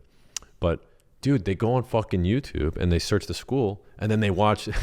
You know what? They get a good deal because in the States, nobody knows what fucking goes on at the schools there. Like, okay, a football team or whatever. But for Canada, there's an hour-long movie documenting. All the research you need to do is right there. Yeah, it's all there. You got the pranks and parties, drinks and day kills, and then you got like the fucking friend making. You got like the policing, the hypeness, like everything's there. So people watch these and they go, they go to my channel, they see like, okay, McMaster, Western, and Queens. They watch all three in unison. It's like the Lord of the Rings trilogy, right? And then they go, okay, well, Mac was, was pretty good, but like, that guy smoked crack there. Girl got knocked over by a horse, whatever. They go to the Western one. They're like, oh my God, this is fucking crazy. Like all these keg stands. Right. They go to Queens and they're like, man, this is a cult. There's a castle. There's a cathedral. Elon Musk went there. I mean, at Western Hoko this year, at least 100 people came up to me and they were like, you were the reason I went to Western. I watched your fucking video and it looked way more fun than every other school. So I signed up to go here. At least 100 people. Bro, you were fucking there. It was yeah. crazy. Yeah. They were telling me, like, bro, I watched Jack's video and that's why I went here. Bro, I put it all in the video too. Because Western. You probably didn't even put like 1% of those interactions in the video. Bro, but they're gonna watch the video and they're gonna be like, oh, this is actually a giant fucking advertisement for our school. Bro, even if it was only like 10 students, you're rounding $1 million in revenue. Yeah, it's about $800,000, $300,000 hangover. Do the fucking math. Do the fucking math right there. Now, they should be paying you, bro, to throw Hokos. That's what I think I'll have to move toward, getting sponsored by fucking universities. That would be at the very least, give the boys like a discount at the merch store. At the very least, fucking unban me. At the very least, give me an honorary degree, bro. For landscape engineering? Dude, yeah. Literally fucking Hoko engineering, bro. Oh my God. Daykill engineering. Daykill fucking engineering. That'd be unreal. Oh, imagine a plaque on the fucking wall at every university, just like class of 2036 or whatever. Oh yeah. But dude, fucking more to the point, they're all like, all the seniors at the school are watching these videos. Like I learned that really quick. The very first video I ever dropped on the Life of Jack channel, shout out to anybody that remembers that. Drop a fucking comment below. Pour your beer out for those guys. Oh yeah. Not as cool as the UFC guys from the compilation days, but pretty close.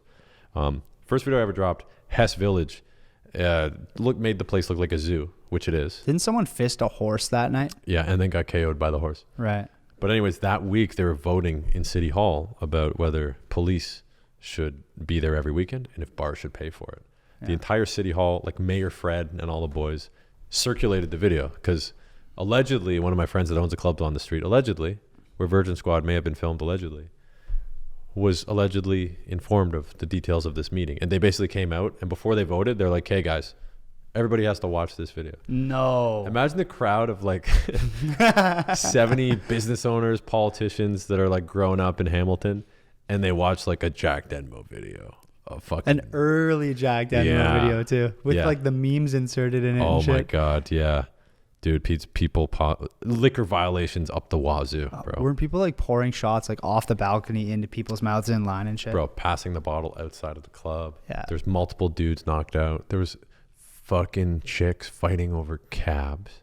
Oh. It was brutal, man. Hamilton at its best. Dude, they wrote the biggest stinker of an article on me too. They said that like, fuck, one girl, I was like, what's the best way to have fun at House? She's like, oh, have 21 tequila shots. In the article, one girl said she drank 21 tequila shots. They did one of those, bro. Oh my God. Man, I'm telling you, the press are after me, bro. It's crazy, dude. The whole article is misleading. Have you not been canceled yet, buddy? Oh, I've been canceled several times, bro. What keeps you going after being canceled? Because a lot of people, they just fold. Like one bad article, they're like, this is it. I'm done. I'm giving in. You kind of learn from the people that got canceled before you, right? How they handled it and how to handle it in the future. Because it's devastated a lot of people's careers, man. And that's one thing I worry about too. Like, that's why I have to be a fucking, king at these fucking events. Because, if I want to make movies one day and I want to get into acting and I have one fucking claim or a violation or, I get pinned on flipping a car or something like that, that's a fucking bad look, man. And, business will be like, hey, we like your idea. We want to, have you in this movie or this show or whatever. Even like people that spoke out against Schmovid, they got fired. Mm-hmm. My dad, he works as a fucking taxi driver. So he transports people, medical, right? Mm-hmm. So he's always taking patients to where they, have to get their surgery at from insurance and stuff. Mm-hmm. And they always tell him about what's going on with the hospital and stuff. Cause he also used to be a taxi driver for like physicians and doctors. Cause Hamilton has the most hospitals in Ontario or some shit. I thought that was Waterfalls. They have that too. What the fuck? They have a lot of Hamilton's shit. a hidden gem, eh? Yeah, it's a good spot. Most crackheads too. Yeah, I mean, just look at McMaster Hoko. Oh. Anyways, people frequently go to get surgery in Hamilton because it's like the highest level of. So he's always talking to them. And there's this one guy, he was like the CEO of the hospital, okay? And during Schmovid, he took his family on vacation to like, I don't know, Caribbean or some shit. Oh, classic. Yeah, so he completely in his legal right got on a plane with his family, went to another country, and then came back. We can't have that. No, they fired him, and then they were essentially protesting severance package. They wanted to fine him, remove his retirement pension, and basically get his head, put it on the ground, and step on it and say, fuck you. This guy was a doctor. Literally saved, I don't know, 1,000 lives maybe. I mean, he wasn't a surgeon. But Jack, he went to the Caribbean. Yeah. We can't allow people to do that. Bro, well, that's what I mean, man. Yeah, it's crazy, man. It's fucking nuts. So I've seen all that, and it's like, well, what's the point of doing anything and get canceled anyways, right? Mm-hmm. So, I mean, there's methods to it. It's tricky. It's weird, bro. Like, I feel like that becomes a mob mentality. Like, people wanting to cancel someone over that. Like, you look at the situation objectively and think, like, you know what? You're a doctor. Like, in some way, you do have to set an example, right? Like, you're the one telling people to stay inside and you're going on a fucking plane. Mm-hmm. It's not a good look. I know a bunch of politicians did it too.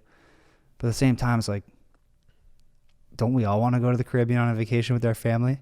That's what I mean. You cancel for nothing, man. Like, bro, that's at the end of the day, like, maybe a little slap on the wrist, like, hey, you probably shouldn't have done that from a PR standpoint. But like, the fact that people want this doctor who's saving lives to like not even get any severance or pensions or anything like that, And people can fucking lie too. That's the thing. You get one person on Twitter that's like, yeah, you know, this person did that. And then everybody's like, oh, they did that?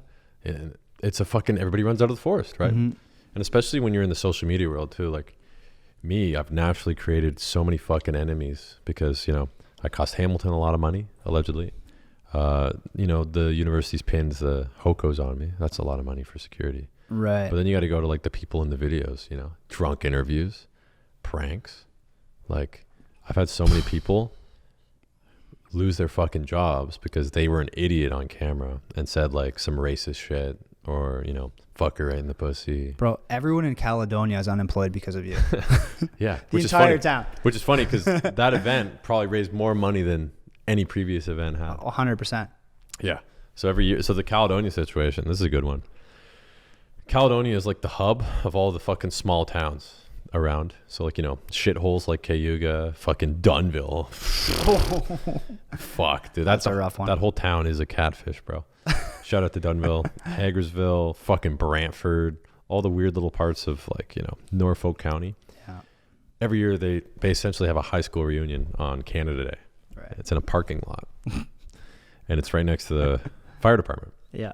Fire department there, I don't think any of them are on salary. It's mostly volunteer. So it takes a lot of money to keep that shit going, right? So every year they have this fucking lit party on the parking lot pavement called the Blacktop Hop. Dude, my grandparents went to that shit. It's been going on for fucking 60 years, probably more. Or maybe not, I don't know. Fucking there's probably, it's a hell of a time. There's man. a historian out there somewhere. Yeah, so we showed up. We told them, yeah, like we're journalists. We're just filming it. And they're like, oh yeah, get right in there. Yeah, so they have tubs of tall boys for like $4. At a Blue Jays game, you're paying fucking $15. Oh yeah. It's crazy. This is like cheaper than the beer store. Dude, it's unbelievable, man. Like barely any markup. It's a great time. But you got the fucking, here's the thing. The city people that work in corporate, all that, like they know how to behave when they're out. Mm-hmm. Small town people, they don't give a fuck, dude. They have a farm. They're a contractor. They're a fucking plumber. They'll just let loose. They don't care. Oh yeah. So we go in doing these fucking insanely lit interviews. Like probably still, my favorite are those small town videos. The problem is like only people in that town give a fuck, right? Yeah, it's like 20 views. Yeah, that's the thing. Like I used to love doing those videos where I'd roll up to like, you know, Pride, but only people in Toronto that like Pride would think it was, you know, or the Anarchist Book Fair, bro. That was the best, bro. Oh yeah, that was a or good even one. like Caravana. Yeah, lit. Caravana, same thing. That was great. But dude, all bro. those guys, they don't go on YouTube and watch Caravana videos. They just party at Caravana, right? Yeah, they're there. So this small town, though, what ended up happening was it was the most lit Blacktop Hop ever. They probably raised a fuck ton of money, but then 2 days later, the video dropped. He's right, dude. So much drunk madness. How many people lost their jobs? Do you know? It was recently updated. It went up to 6. Wow. Yeah, it was 5 for a while. We just hit 6. Finally. Yeah. About time. And it's weird because people got fired, which is basically getting canceled from your job. Right. Fired from the farm. Yeah, fired was pre-canceling. Yeah. Fired was like canceling before canceling. Just for like, you know, I asked the guy like, what's the best way to have fun? He's like, oh, you know, fucking get some fucking pussy. Yeah. He was a teacher or something. Oh. Yeah. He got canned. That's some small town shit though. Yeah, that's what I mean. Right? Like most people in Canada live in a small town like that. Yeah. You know? Yeah. We live in a bubble. Like We in do the actually. Toronto The area. GTA. Yeah. Yeah, like it's such a bubble here. We're in a big fucking like, bubble. a lot of people move to Canada and they just like stay in Toronto and never leave and they think that's what Canada's like. Like you drive like 70 minutes in any direction, it's a completely different Bro, country. now that I think about it, that's like most of my audience are in a fucking bubble because they're all like college, university kids, right? You know, they have parents with nice middle class income and they get to go to away to school. None of these guys are educated at this party. No. But you know, if the apocalypse happens, these guys are already on their way to the cabin with the backup generators. Oh, yeah. But like, you know, a lot of them fucking, I don't know. There's a couple jokes I could make. Point is though, the party was so fucking lit. The video was so explosive. 5 people lost their jobs right off the bat. They canceled the event. Doesn't happen anymore. Now, Gone too soon. the newspapers didn't report on it too because it made the city look so bad. Well, Caledonia, it's not a city. Yeah, it's a pond, right? Right. But the first year that it was not going to take place. Schmovid. Oh, Yeah. are you saying that there may be a chance that they're bringing back Black Top Hop Potentially, this year? yeah. Basically, these small town jams where you show up and nobody knows what's going on. Bro. Yeah, the best.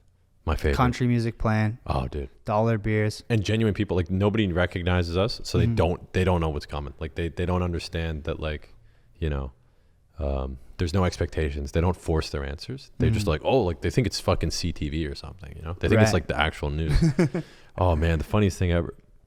I filmed that dork event with the fucking anarchists, and the police contacted me. They're like, hey, you know, we know you're a journalist and you respect your integrity, you know, and all that. You don't want to give up your source. Could you send us some of the footage from the event? We're trying to catch some of the guys that did a bunch of vandalism and destroyed a bunch of small businesses for no reason after their event. And I was like, yeah, take all the fucking footage. Fuck these guys, you know. They should fucking be held accountable for smashing small business windows after having a fucking weird festival. Dude, it was so obvious that it was like, these people are so fucking dumb, bro. They have a 2-day anarchist book fair, Saturday and Sunday. Yeah. Saturday, they're all there, unmasked, banners on the walls. Saturday night, a bunch of people wearing all black, covered with their masks, carry those banners down the street, smash a bunch of businesses. Yeah. And then they think they're going to throw a fucking book fair the next morning. Yeah. Down the street. 500 meters away. Like, you couldn't wait till your book fair was over and get out of town? Like, What a bunch of fucking tools, dude. Anarchists and communists, wow. man. Like, Says it all. dude, that's a whole other fucking pod, that fucking freaky ass event. But yeah, going I'm to those, still scarred for life. bro, so weird, right? Yeah. But dude, a lot of the guys that were in the video, like they were fleeing from Montreal because they literally lit cars on fire during the G20 summit. Wow. So these guys were like essentially, you know, low-level terrorists, right? They're hardcore. These are the guys that were throwing bricks during the BLM protest, right? They were Right. turning shit into riots, right? Absolute weasels, right? And it was weird because while we were there, it was like we were at I didn't see Jake Paul there, though. cult meeting. Jake Paul doesn't go to these things, bro. He's got better shit to do. But yeah, what I was getting back to though with the whole canceling thing is like the guys that got fired, like they fucking would love to see my head on the pavement with, you know, the police standing on it, bro. They would love to bring me down. Same with the prank videos, man. These pickup line videos I'd go up to like, I don't know, 30 girls a day, get, you know, 10, 15 numbers, sometimes more. And these interactions would be really good. Like the girls would be flirting with me and all that shit. But then I would post it online and it would come out that they have a fucking boyfriend, bro. Oh. Yeah. Imagine no. that. Your girl, you give out your fucking number and then you go online and then your boyfriend's like, hey, why are you in this video giving out your number to this dude, bro? Dude. Fucked up. You know how many relationships you've probably ruined? Oh, dude, absolutely. Bro, that's not good. But it's their fault. Like, you know, think about it this way. If you were a guy, okay, and your boy sent you a clip of your girl hitting on a dude, giving their phone number to them, you know, would you want to see it or would you want to live in La La Land where you just think, oh, you know, she's away for university, she's nice. It raises an interesting dilemma. Like, is it your duty to protect the girl who's cheating on her boyfriend? Or is it your duty to make sure the boyfriend is aware that he's being cheated on? Right. It's a fucking tough dilemma, man. Because I see both sides, you know. I lean towards letting the guy know, though. I think that's the right thing to do, too. Yeah. But it's a toughie. Bro.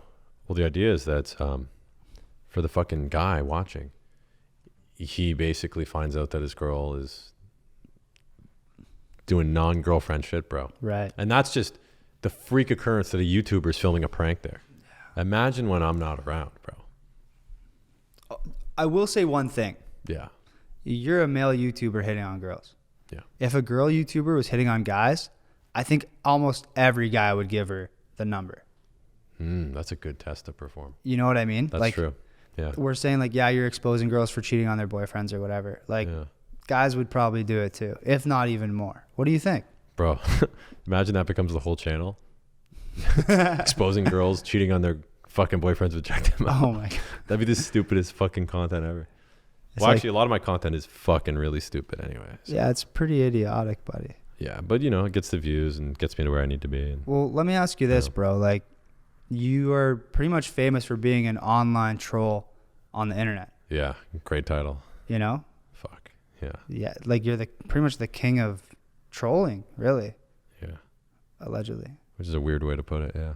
You wear the crown. But Yeah. like, in person, like anyone who knows you for who you are, like, yeah, maybe that's like 1% of you. Like you're a funny guy. You like fucking around.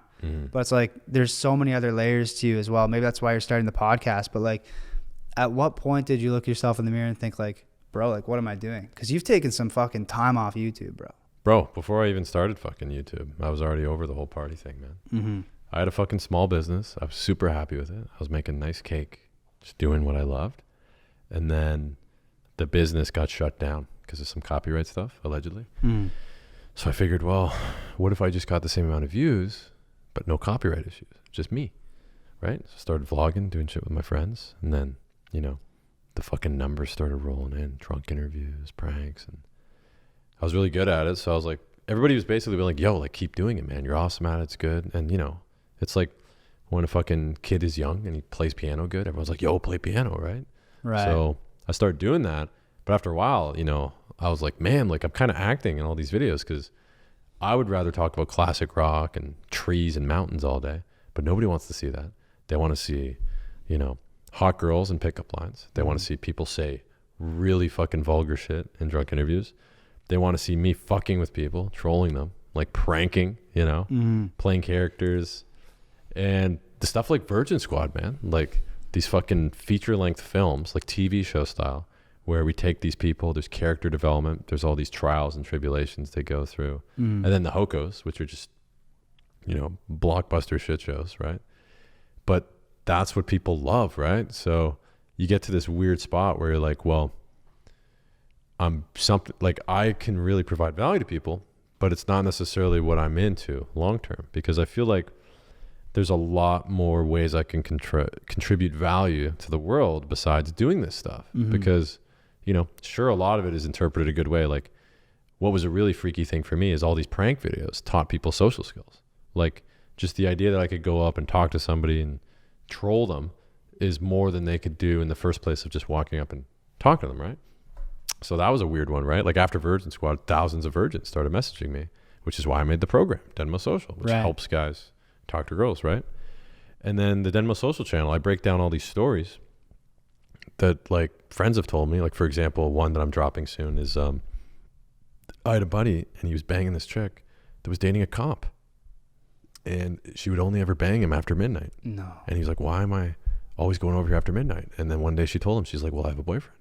And he's like, oh, like, what does he do? What is he, like a fucking dork or something? No, big jacked fucking tattooed up police officer. That's not good. Bro, cops are like panty droppers, man. Like police officers, they get fucking cheeks clapping. I have a couple buddies who are cops, man. It's endless. Unbelievable. Yeah. It's like being a hockey player. It's like being Jack Denmo at Hoko. Yeah, allegedly, eh? Allegedly. This fucking guy, though, his mom died, and he fucking cried in front of his girl, and she lost respect for him and lost attraction to him. So she started having other dudes over while he was at work and just fucking getting pumped by them. And that was, you know, I'm not going to say his name, but a good friend of ours, allegedly, that may allegedly live with me. And he was doing that for a long time. Oh. Yeah. He's doing that for months, allegedly. Did he ever get confronted by the cop? No. He never found out. No, well, that's why he stopped. It was Because, sketch. bro, that could end very poorly. Right. So shit like this happens all the time, and guys have no fucking idea, right? So I go on that channel and I tell these stories, so that way people go, oh, I don't want to do that, right? Dude, the one video I did recently, fucking, I almost got arrested for peddling drugs when I was like 18 years old. Because I left a bar, and there's an undercover cop, and he's like, hey, do you guys know how to get like some blow and shit? And I was like hammered, and I was trying to be like cool and shit, impress the girl I was with, and I was like, yeah, fucking, you know, I have a bunch of guys that sell blow, like, you know, I got you, bro, you know, like whatever drug you need, I got it. Because I was trying to be, you know, social and whatever. My phone was dead, so I couldn't give him any numbers, and I didn't use Instagram or anything, so I didn't, like, he asked me, like, what are the names of the people that are selling the drugs? And this guy, you know, he asked us for a dart, he was chatting us up, he just seemed like a normal guy. Right. Turns out, no, he was an undercover cop, and he ended up busting 2 kids, expelling them. One of them had drugs on him, so he had to go to jail. So now he has a criminal record of selling fucking drugs. Wow. And, you know, it might have been more than blow. It could have been like M or something. And I almost got fucking entrapped, right? That's fucked up. So I feel like as much as it is valuable to fucking do a video where, you know, I'm going to these universities, getting drinks and day kills and pranking people, like blasting porn in the library, or, you know, dressing up as Batman and crashing university lectures. Is that really helping anybody compared to like a story about something that a lot of guys are going to go through, and girls too, man? Right. Like they're going to watch these videos. They're going to be like, fuck, I'm not going to sell drugs to some guy on the street. You know, I don't know. I feel like, I don't know, obligated to help young people. And it's funny because I had a podcast before, and this was something we would always talk about, right? It was like the early days of Joe Rogan when he would just kind of go on these motivational speeches of how he worked all these shitty jobs and then he made it, and essentially inspiring people, like, you know, live your life like it was a movie and everybody's following you around. Like there's documentary crew, you know, the guy that fucks up gets his shit back together. Like as I got older, it really resonated with me, right? Because, you know, I think that our generation and the generation below us are entering the world at a really weird time, because it's better than ever quality of living than we've ever experienced before. Like it's really hard to complain about anything when you think about what, like my ancestors came here on boats, bro, because they were starving in Europe. Most of them died. Like my grandmother on my dad's side, she had like 8 siblings. Only 4 of them lived past the age of 10, you know. Whoa. They basically took a train from Nova Scotia down to fucking Hamilton looking for work. Some of them died on the trains. People would literally ride trains and they would, like, you know, there'd be rape, murder, people beating each other to death, because it'd be a bunch of stragglers on these trains hitchhiking across Canada, right? Yeah. You know, looking for work, right? Fuck, man. And then before that, on my mom's side, like they've been here hundreds of years. They're fur traders, right? So there's the war with America. There's the war with the French, like, you know, and that's just the last couple hundred years. And here we are, like, scrolling on TikTok, like, yo, I didn't get enough likes. That's what I'm saying, bro. We Right. have it easy. Yeah. Despite that, though, mental health issues are off the fucking charts, bro. Anxiety, depression, man. Fucking people on drugs, right? Like antidepressants, fucking stimulants, and dopamine receptors, too. The average time somebody's on their phone nowadays, 5 hours a fucking day. Unbelievable, right? So I'm trying to live this life where I'm not on my phone, but I also have this obligation to post these videos for people when it's not a life I want to live, right? I love the idea of like acting in them, but then editing it, posting it, getting the TikTok version, the thumbnail, you know, replying to DMs, comments, integration. Like my whole life is on my fucking phone, you know? And these people, all they're doing is consuming it because it hijacks the reward system in their brain. So no other YouTuber is telling the truth because it's bad for business, but social media is fucking cancer and it's killing people. It's giving them extremely high expectations, a lot of uncertainty, comparing themselves to others. And while they're on that, the world is getting more expensive, right? You got the Chinese buying all the real estate in Ontario, and, you know, a lot of people watching, they're in different parts of the world. So it's a different situation. But right now we have a housing crisis. Okay. It's bad out there, bro. You know, labor, nobody wants to do skilled trades anymore. Everybody wants to be a fucking TikToker. My buddy just opened a pool business. Yeah. He was hiring some employees. He's having a hard time finding anyone who will work more than one day cleaning pools. Bro. Because they're like, fuck this. I'd rather just stay home and collect the check. Yeah, that's the thing Like, too. bro, our government is paying people to stay home right now That's unbelievable, man. and not work. Yeah. Like, generously, too. Yeah. No questions asked. Yeah. It's fucking nuts, man. Yeah. Like I used to work a bunch of bullshit ass labor jobs. Bro, you worked in a chicken factory, Yeah. cutting chickens' heads off all day, Yeah, it was an awful job. allegedly. Explains a lot. That's why I'm so crazy. Yeah. Forest firefighter. Yeah. Those are the only two I. Oh, yo, you used to clean like raccoon shit out of like houses in Hamilton. You've had some pretty fucking awful jobs, man. You're like Mike Rowe. Me and my buddy, we started the property management business. And when you start a business, you have to give titles for like who's in the company. So like CEO, treasurer, all that. There was one position, it was like head of janitorial services.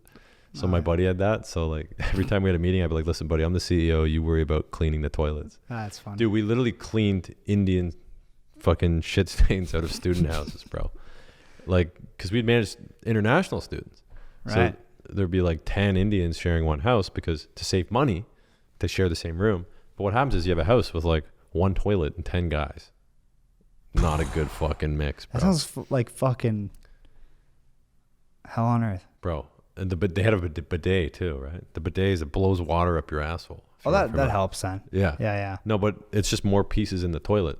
When there's more pieces in the toilet, that's more places that splatter could catch on. Oh, so you're saying the bidet Yeah. creates more of a mess. But you got the dial right next to the toilet, right? Right. So when you're pissing, you don't have to just wipe off. Like the piss shrapnel and the shit shrapnel goes on the bidet. So turning the switch of the bidet, it's covered in fucking curry and diarrhea and shit. Let me ask you this: like, how many shits a day do you take? 1 or 2. Yeah, me too. Not many. So if you have like 10 dudes living in a house, Yeah. that's like at least like 15 shits a day. It's 10 to in 20 that one shits a toilet. day. Yeah. You're averaging a lot of shit. And Bro, nobody's you'd have to cleaning clean it. that thing like at least twice a day to keep No it fucking like. accountability either. Oh, I didn't shit. Bro, I had a guy living with me for a while. And me and my other What is he, roommate- fucking Kim Jong Un? He didn't shit. Me and my other fucking buddy. No, he shat out. No, once in a while, he'd fucking shit. And he'd leave it in the toilet. Because the toilet would flood a little bit. Right? And then He's trying to show off his logs to No, assert he's not dominance, trying to eh? show off the logs. He's just trying to like, oh, I'll just wait till somebody else comes and solves this problem, right? All right. Yeah, I don't know if he didn't know how to plunge. Here comes Jack Denmo with a little scrub brush. Bro, no, not scrubbing the shit. No. Just, you know when like your toilet fucking bowl clogs and it rises up to the top and then you flush it, it goes even higher. So you don't want to flush it again because then it'll overflow and then you got shit and piss all over your fucking floor, right? Instead of plunging it, he'll just leave that log there. Yeah. So I'll come in, I'll see the log. I'll be like, what the fuck? Who shit here? Right? And I know who it was. But, oh, it wasn't me. You just smell it and you know who it is. Yeah, so I got to go get the fucking plunger and fucking clog the toilet. But these student houses, man, we're talking like, you know, just fucking shit. Right. It's like a hotel. But there's no, anyways, it get really bad. But yeah, I fucking scrubbed toilet bowls while I was making my first couple YouTube videos, bro. Yeah. Really. You know what? I remember I used to walk into your basement though, and you would pull out a stack of cash like I'd never seen. Allegedly. Allegedly. Maybe we could cut that out. Yeah. You'd have like 30 grand in $20 bills. I know, bro. Every month. It was crazy. Yeah, it was a sick business, man. Yeah. Which is weird because like, you know, a lot of YouTubers are low key, like they do other stuff besides fucking YouTube, right? Really? Yeah, but the flex is get the followers on social media. Like all the guys I know that are crushing it, making a lot of money, they don't even have Instagram. You know, they have a fucking sick business. They have a good team working with them. They watch sports. They don't go on the fucking internet. They don't watch the news. They work out. They hunt, and they have a fucking wife. They're pumping with kids, and the wife doesn't go on internet either. Like there's a couple gems out there. Like allegedly, a girl I'm seeing right now doesn't use social media at all. Whoa. Allegedly. There's a lady in your life. I shouldn't even brought it up. As if I don't know this already. Fuck me. Whoa, really? Whoa. What's her phone number? But the point I'm making at is like, cause I've dated girls, man, and they became obsessed with social media, bro. Like the one I was telling you about earlier, where the fucking dorks on the internet would essentially send her messages to make her insecure about the videos, which is funny because after that, like, you know, when I was doing the early drunken interviews, I was still like good guy Jack, but then I decided to turn into heel and just be like, fuck it, go on these campuses, gonna get a bunch of day kills. You know, I'm just gonna play the fucking party guy, play the fucking fuck boy. Someone had to do it. Dude, it got a lot of fucking subscribers. It got a lot of money. And, you know, no regrets. Dude, we're going to look back a couple of years, watch like Queen's Hoko. Oh my God. Dude, unbelievable. Like, it's like riding into a town on horseback and fucking. Just coming to conquer it. Yeah, it's crazy, bro. But our grandkids are going to watch that. Yeah, which is crazy. That's Think what I about mean. that. Like, I'm thinking about when I'm a father. Like, you know, I'm going to be telling my kids, hey, don't go out and fucking drink. And they're going to be like, oh, yeah, Dad? Yeah? Do I need to play fucking Pull that shit up, Jamie. Mac Foco 2019? Yeah? What about this video? I vlogged my day kill. Bro. Just pull up the cracks. Man. The crack pipe. See, most people do this shit. Okay, maybe not to the same extent. Most people are pretty fucking, you know, I'm a psychopath. I'm literally crazy. Yeah. But a lot of people live this kind of life privately. But it's not their business, right? And that's one of the other things with being a YouTuber, right? You are the face of your business. You are the brand. And everything you do in your personal life gets fucking, you know, scrutinized online, right? So, you know, I know dudes that are silent killers, bro. They like bang chicks all the time. Or, you know, they get drunk and they go wild, but they are like working as teachers or something like that. Any fucking hint of that in the air online, they're canned. They're canceled. Their fucking job is done, right? So it's a really weird position to be in where once you commit to this kind of life, like there's no barrier between your personal life, your social life, and your YouTube presence. I'm starting to notice that too, buddy. Yeah. It's like even like in the dating market, like it's becoming like, oh, like I've seen your TikTok. Yeah. And like people think that they know me just based on like videos I put up on the internet. That's it. And like obviously like I'm playing up to like a character, like a fuckboy type character in a lot of my videos, right? Yeah. And girls think like, oh, this is like what I see on TikTok is what I get. Like TikTok's a fucking 15-second video. Yeah. People are complex. But we have to remember like we're putting out a projection of ourselves online. And like that's how people are going to perceive you whether you like it or not. And a lot of it is us. Like, you know, we are doing that. Yeah. But you get the attention span, right? Like most of my videos, I have 20 minutes of me, like, you know, the raw footage of me talking, right? But people don't want to see that. They want to see the 8-minute highlight reel. Yeah. So it's just like punchlines, right?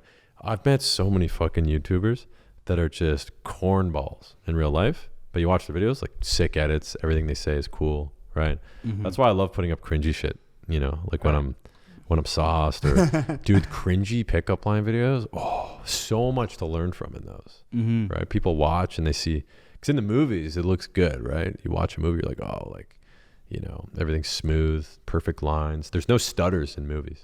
Right. Nobody stutters in movies. In real life, people fucking mumble, fuck up words all the time. Like, Yeah, bro. I started this podcast with a stutter. yeah, Stumbled right there. me too, bro. First word. Yeah, getting through. You know what? One of the interesting things about this podcast too is that this is like episode number 1, right? Yeah. So everybody that's here is like diehard, cream of the crop, early investors, essentially. You know, they're like the true pioneers, right? So essentially, they're going to be the ones from day one that kind of got over the humps, because most podcasts don't get good till like 50, 60 or more episodes in. For example, Joe Rogan, I didn't watch anything earlier than like episode 300. Me too, bro. Yeah. Remember he used to be sponsored by like the Fleshlight back then? Yeah. Yeah. Yeah. The first one I listened to was the guy from Ancient Aliens going off about the pyramids and shit. Yeah. That was Whoa. episode like 400 or something. Mind-blowing shit. Yeah. I tried DMT that day. Dude, there's probably some fucking gems before that, but 100%. nobody will ever know. Like because that's how podcasts are a very slow grind. That's why I stopped it like in the first place 4 years ago, man. Let me ask you this, bro. Like, I remember talking to you back then about it, and you said like no one cares about a podcast of a random guy. Because you think about it, like everyone and their mom has a podcast now. Super competitive. It's a long form of content. So like even if someone wanted to listen to podcasts all day, they could only listen to like 10 podcasts. That's true. You know what I mean? It's very limited. So like, do you, looking back on it, regret not continuing the podcast throughout? Or do you think you made the right call by stopping then, growing the platform, having, you know, all the people that are watching today, kind of building that up and just restarting it later? That's a good Like question, in hindsight, bro. would you have changed how you did it? Yeah, that's tough. It's fucking tough, man, because I remember how I felt when I was doing the podcast. And at the time, it was perfect sense to stop because, you know, at this time, I wasn't making any money on YouTube. I was editing, you know, I was using really shitty cameras. The camera cards would fill up and stop recording every 30 minutes. So it would skip a millisecond. And these pods would go like 4 hours sometimes, right? That's a lot of chopping. And then I'd have to sync everything up, transfer the multiple angles over, and then render it on my rinky-dink computer. And a 2 or 3 hour podcast would end up taking about 8 or 9 hours of work. And then it would get 500 views, maybe 1,000, right? But I go out one night at Sizzle, film some drunk interviews, spend 5 or 6 hours editing it, 30,000 views. Yeah. Everybody's fucking going wild in the comments. The juice just wasn't worth the squeeze, man. But I loved doing them. They were amazing because you have these deep, intimate conversations and, you know, you get to be yourself too, right? So I do wish I stuck with it, because if I stuck with it through those years, dude, I met so many people that would be great guests. Because when I started the pod, I would just have normal people on, right? Like I had a buddy from high school, but then I'd have a comedian. I had a guy that worked for Rebel News and then he got fired. I had a guy that has a fucking blue check mark on Instagram. He's a musician with 400 million downloads on Spotify. You had the naked news lady too. I had the naked news lady on. I had other people on, allegedly. Allegedly. Yeah. And at the time, last episode. Yeah, the lost episode. And realistically, like, it was so fucking fun because there was no pressure, right? Because I was just a guy with like 1,000 subs. And it was so relaxing. Like if the podcast sucked, I didn't fucking care. But now people have expectations, right? They fucking, like you said, it's more competitive. But not even that it's competitive. Look, if you're good, then people will watch. especially like, there's a lot of shit out there right now. A lot of people have mediocre content, but they have really good marketing, but if you have good content and good marketing, fire, so I have a lot of confidence in this. I think it's going to hit a bunch of different markets that other people aren't hitting, and there's going to be variations to it as well. But yeah, if I could go back, if I could say this, people that want to start a podcast, it's tough because the same dilemma I had, nobody knew who I was, right? So it would take you anywhere from 1 to 6, 7 years before you got views because nobody cares about you. Nobody knows your story. Right. There's no investment. You're not going to get on guests that people will click for. That's a lot of it too. Like I could do a podcast where I just interview YouTubers and have a bunch of famous YouTubers on, but I don't want to really talk to other YouTubers. Like I'm a YouTuber, but I'm not, like I want to talk to a fucking weirdo. Dude, I met this guy at a coffee shop. He's the leading expert in North America on dinosaur brains.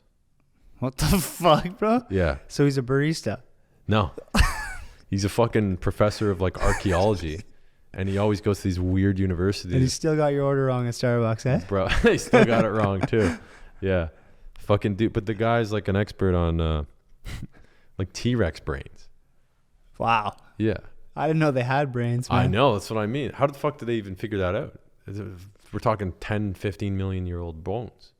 But dude, to me, that's like, wow, I want to talk to that guy. Like, in fairness, that's such a niche topic. Like, there's probably 3 guys vying to be the top expert in North America. That's true. Yeah.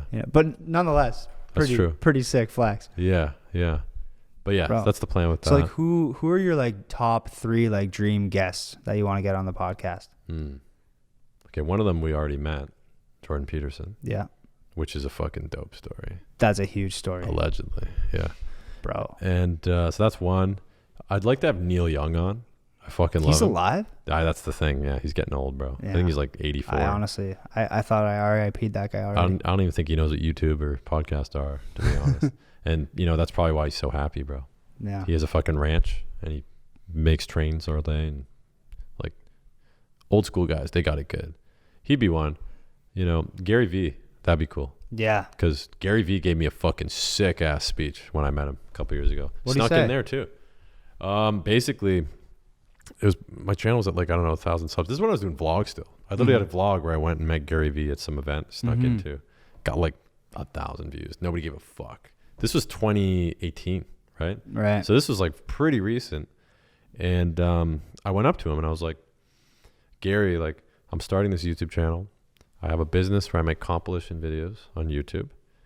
I'm trying to get all my friends to start businesses too, because basically I saw the light when I was 20, I was probably 22, 23 years old. I was like, wait, I could start a business, pick my own hours, work for myself.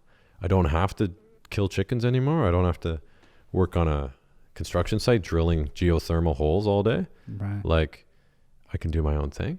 It's like the fucking clouds parted and the sun came through. I was like, man, this is crazy. I told all my boys, I'm like, guys, this Saturday, come to the campus library, bring a laptop.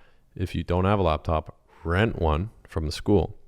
I'll teach you how to make these compilation videos. We're all going to be making $8K a month, and then we'll go fucking travel the world together. I had 5 guys, okay? 1 guy showed up. The dumbest one out of all of them. The biggest goofball out of all of them showed up. And he like tried. He got the programs. He even put the video on YouTube. It got copyrighted. It didn't work out for him. But nobody showed up. And I was really frustrated because I was like, I want to start all these businesses. I want to do this, but nobody else had the same ambition as me. And I think it's a lot because Hamilton is a very like, blue collar, white collar, fucking factory worker kind of city. Like Steel City, bro. It's based on, getting a nice 9 to 5, trades, becoming a teacher, maybe a nurse, right? Yeah, hospitals, and then starting a family at like 30. Yo, I remember you were going through that phase with the Gary Vee shit. Yeah, bro. Where like I say the Gary Vee shit as if he's not a person. But I remember you went to his event. You had like some sort of shoe that he signed or something. You stole his pillow. Like I know you're really into him. Allegedly. And bro, you're always telling me like, buddy, you gotta start a business. Yeah. Like you gotta fucking work for yourself. I kept thinking like, this is some pyramid scheme bullshit. Yeah. I thought you were trying to sell me like energy Bro, drinks or something, bro. I was fucking rock I hard on can't believe I didn't listen to you earlier. Yeah. Because you were right, man. It's weird to think about. Like once you like adopt that mentality, like part the clouds, if you will, Yeah. you can't really like look back anymore. Like you see that like you can create wealth for yourself, like create your own money. Yeah. Holy shit. And you swallow the pill. Yeah. But also, Gary Vee has a good thing too, because he got to the point where everybody's just like, okay, Gary, it's kind of hard to start a business. Like, being an entrepreneur is fucking exhausting, bro. Super stressful. That's why most people don't do it. You know, if you look at the stats, he has come back and said like, hey, if you find a job that you like and make $60K a year, fuck it. That's fine, right?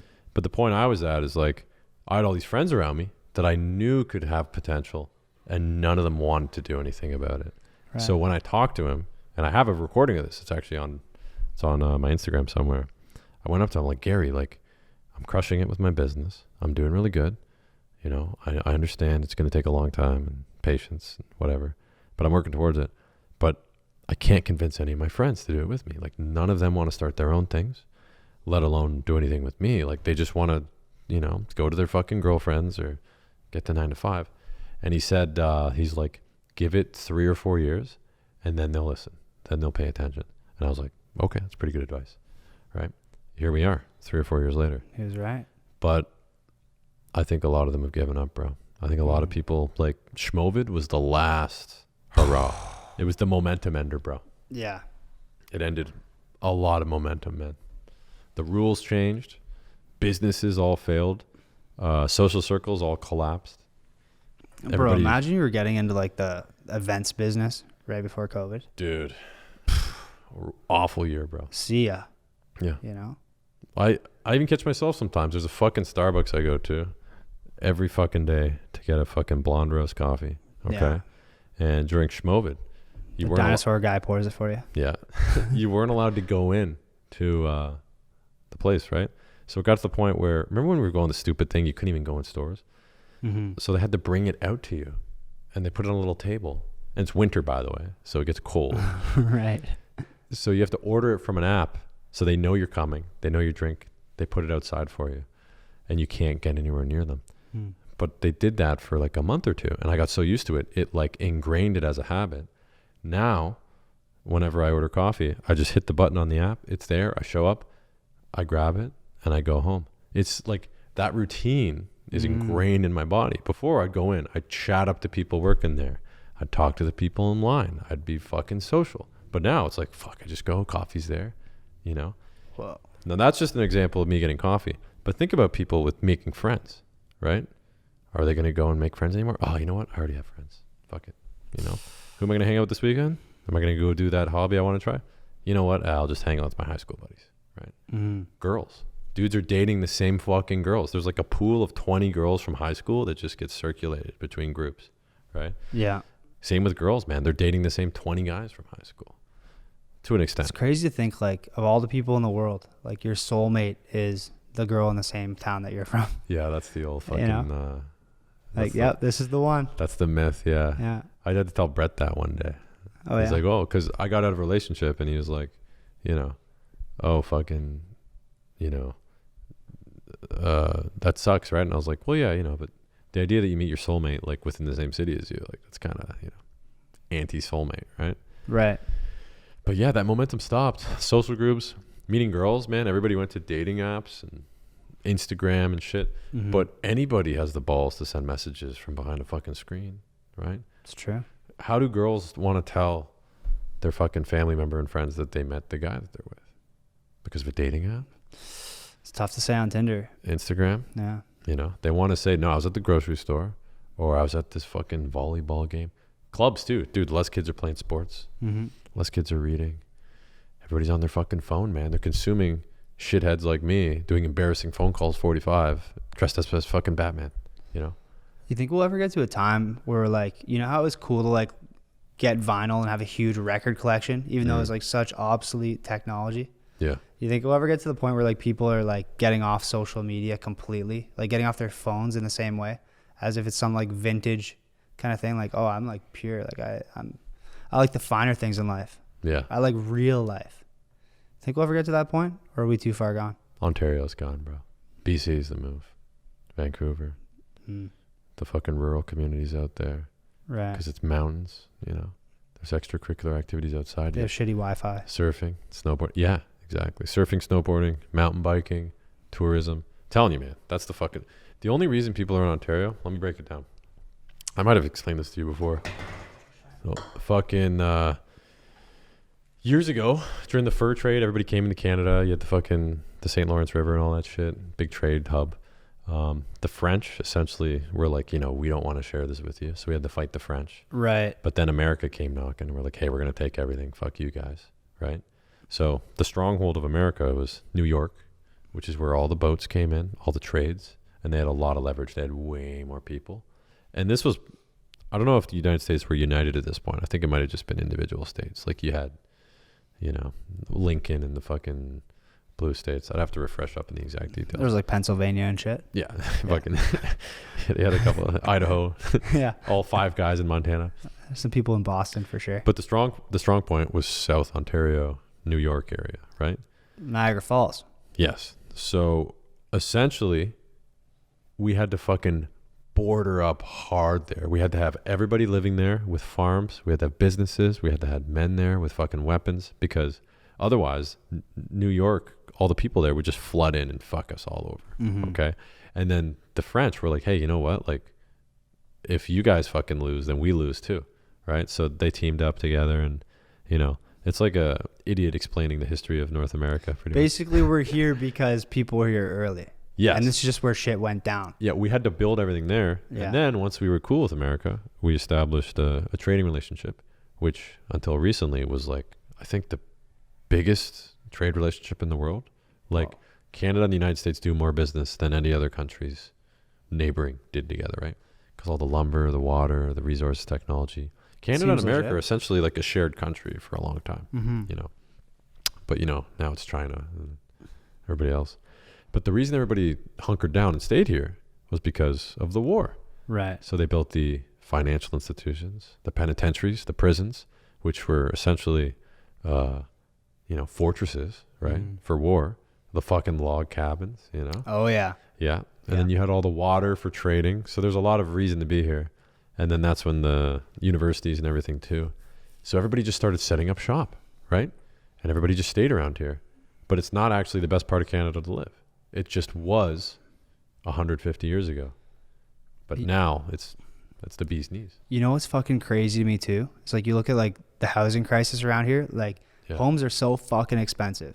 Yeah. Everyone wants to be like around Toronto and in this area. Mm-hmm. But like with COVID, pretty much everyone's working from home unless you work like a physical type job. But if you work in the service economy, like pretty much everyone's on their laptop working from home now. Like there's very few reasons to stay in the GTA and like try to buy a house here. Yeah. When like Canada's fucking huge.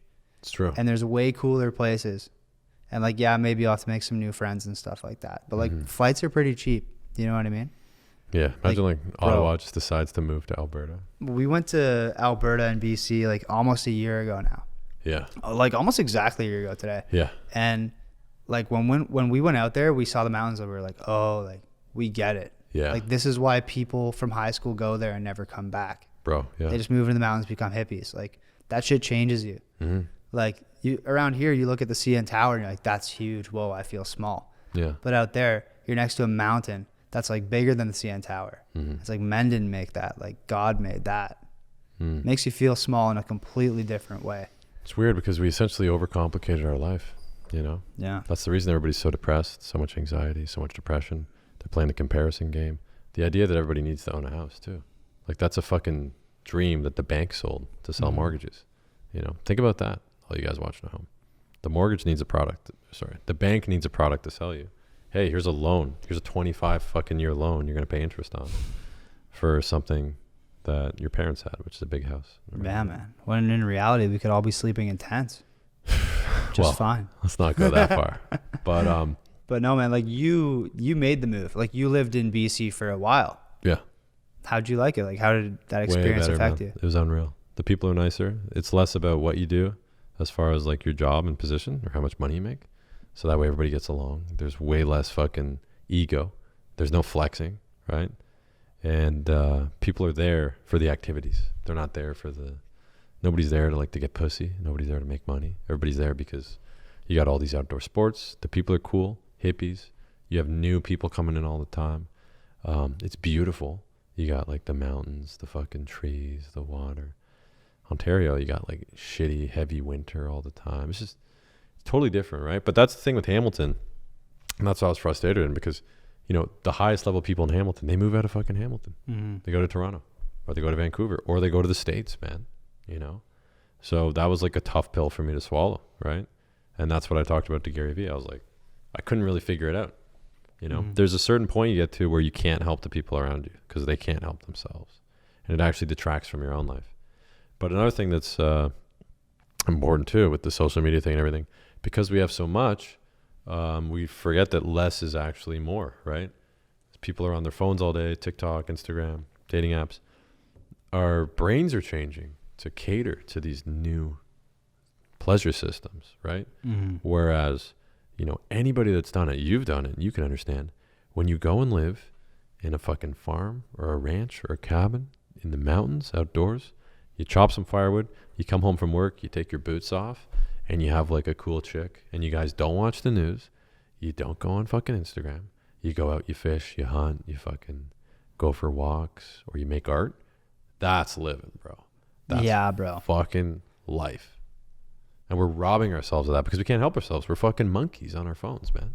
It's crazy, bro. Like when we did our little excursion into the middle in Buttfuck nowhere, Ontario, and we ripped some shrooms. Mm-hmm. Like, bro, that was the longest I've went without my phone for a long time. Yeah, which was how long? Like 6 hours? I think we hit 12 hours, bro. I think we hit 12 hours. That's what I mean. And like that was the hardest thing I've done in a long time. It's crazy, bro. But like how refreshing it was. Like by the end of like the thing when we were sobering up, I thought to myself, like I was very tempted to be on my phone. And you're like, you know what? The only reason you want to be on your phone is because you don't appreciate my time. That's exactly it. You said something like that and I was like, whoa.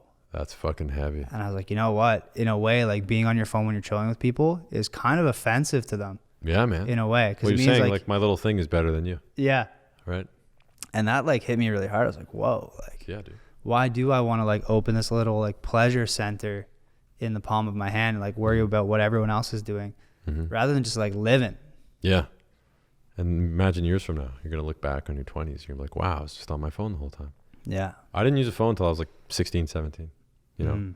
And I can say like my high school and shit, like, you know, a lot of the time I was in isolation doing art or music or, you know, I had YouTube channels before this. When I was like 13, I had a YouTube channel doing animations, you know, or just hanging with friends, playing sports, hiking, whatever. But now, from fucking the age of like 7 or 8, people are just glued to their phones, right? And then they go into the world, and of course their dopamine systems are all fucked up. Like they're completely reliant on stimulation from a little device that's always with them. And it's so weird because, you know, as I come to learn that and realize that, which is something I've always learned, but I fell into the vice of like, hey, like, you know, external validation. People are liking my stuff online.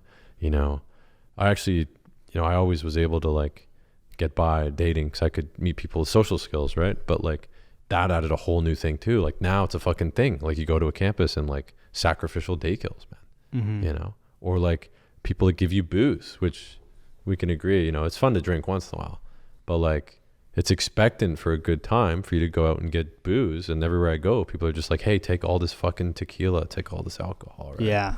You know, bro, that shit takes its toll on you too. Yeah, bro. Like when you turn like 25, it's like a fucking switch flicks in you. Yeah. And you can't handle it anymore. Yeah, At least man. like not like you could. No. I remember being like 21 and hearing people say that. I was like, you have no idea. You're just a pussy. Yeah. And like, bro, then you hit that age and you're like, oh shit, like I can't drink like I used to, True, man. Yeah. Yeah, like I will never shotgun a beer again in my life. Like maybe on my wedding day or something like that. Yeah, really? Yeah, like I'm over it, man. Definitely over it. That's what I mean. It's tough, dude. Like one of the reasons I didn't upload videos for a while too is because I had some serious health crisis issues going on. Like my body was, you know, like the immune system was fucked. You know, I had some physical issues, right? And then when you have the physical issues, you can't do anything with your body. And then you have the mental issues. And then you're going crazy because you're indoors and you can't do anything. Like, man, it's turned into a fucking cancer in my brain. I had to fucking snap out of it. It was crazy, bro. Yeah, man. Like I was acting very irrational. But that's when I made kind of those, you know, realizations. It's like, well, am I doing what I actually like with my life? Because I got to taste, fame. I got to taste a lot of money. I got to taste, sex all the time, fucking partying. People fucking celebrate me and greet me wherever I go. And I had all the followers and numbers online. Like on paper, that's everybody's dream, right? Yeah. But I was fucking miserable. I was like, this is weird, Felt lied to.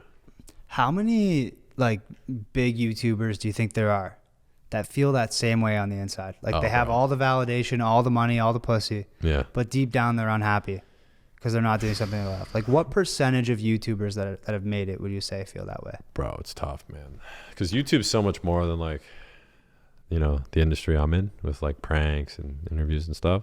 Yeah. Like I don't mean like history videos. Dudes that like that. They make car review channels and it's amazing till the day they die. But I guess like influencers. People that flex, people that try to be famous, or they essentially their whole plan with making a YouTube channel is that they can hang out with famous people and then like, go to parties and then basically, they were nerds in high school and they're like, hey guys, look at all the fucking people I'm chilling with, right? Yeah. And sometimes I like look at my page, I'm like, fuck, is that what I'm going to become? Right? Because I had a lot of friends in high school, but I was very like, I had my weird little guys I hung out with. We'd fucking go smoke weed in the forest, which was still illegal back then, right? It was sketch. We'd go hiking. We'd have bonfires, We'd go to parties sometimes, but there's a lot of dudes that just, they're dweebs, right? There's a great show on Netflix I've been recommended to watch, How to Be a Tyrant, right? Great show. Bro, it's always the little angry, ugly dudes. Like the fucking Hitler, those guys. They're just like, fuck it. All I can do in this life is acquire power. And a lot of YouTubers have that in them. And you can see it. It's very obvious, right? Yeah. But people watching that are young and impressionable, they don't get that. They go, oh, like I got to be this guy. Yeah, man. So to answer your question, I personally know a couple of YouTubers that have told me privately over the phone, like they hate doing fucking pranks. They hate the idea of like, approaching the age of like 30 years old and they're still making fucking silly jokes with like, 25-year-olds, 20-year-olds. And it's not necessarily because they don't like doing it, but it's because when you do these pranks, it's your job 5 days a week, talking to 200 people a day, making them laugh. You can only scratch the fucking itch so long before it's like, all right, I've done this. I've probably talked to about 10,000 people, and now I want to talk to people that are at a certain level of like expertise in a certain area, as opposed to like, your generic people you're pranking, right? Right. But yeah, there's a lot of people that do that behind closed doors. They don't like the fame or money, but they have to put on the act, man. So let me ask you this, bro, because like you're in a position where you could flex all day long. Yeah. You know what I mean? Like you could easily become that. Like, why are you taking this path of like not flexing and being real and like opening up about how you feel on the inside? And like, why are less YouTubers saying that? Because like you said that you've talked to some privately. Yeah. Like, why aren't they as open about it? Well, it's bad for business, dude. They want to keep the gravy train rolling. Plus, that dopamine hijacks them, right? Mm-hmm. Like, what am I going to do? I've gone through periods where I'm like, fuck, I just want to have as much sex as possible. Or, oh man, I found a way to make all this fucking money. I got to make all this money. Or, just get validation online. Likes, right? Yeah. Everybody loves this certain type of video. Like a nun scare prank. It got 10 million views. Huge. Do I just do nun pranks all the time? And look, I don't take for granted the ability to entertain people online as a career. Right? I think it's a real gift and blessing. But essentially, I don't want to live my whole life doing something I never liked to do because it seemed like the best idea, right? Like I grew a TikTok to 1 million followers in like 3 or 4 months, and then I just stopped posting on it. I just don't care, right?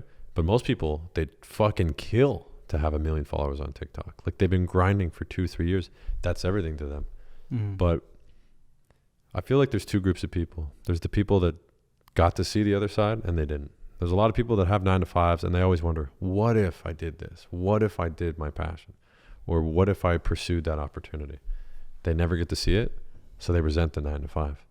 And then there's the people that started their business or they became like, a musician, starving artist. It didn't work out. And they're like, fuck, why didn't I just get a degree? Why didn't I just get an $80,000 a year job? It doesn't work out. I got to do both, right? So I got to see both sides. So now I know what's behind the curtain and what's real and what's not. And Yeah, like social media, sex, fame, money. It's all bullshit, man. You know, and that's a message that the young people need to hear. So that's why, to come full circle with this, the fucking hokos, you know, I'm red pilling a bunch of people while I'm there.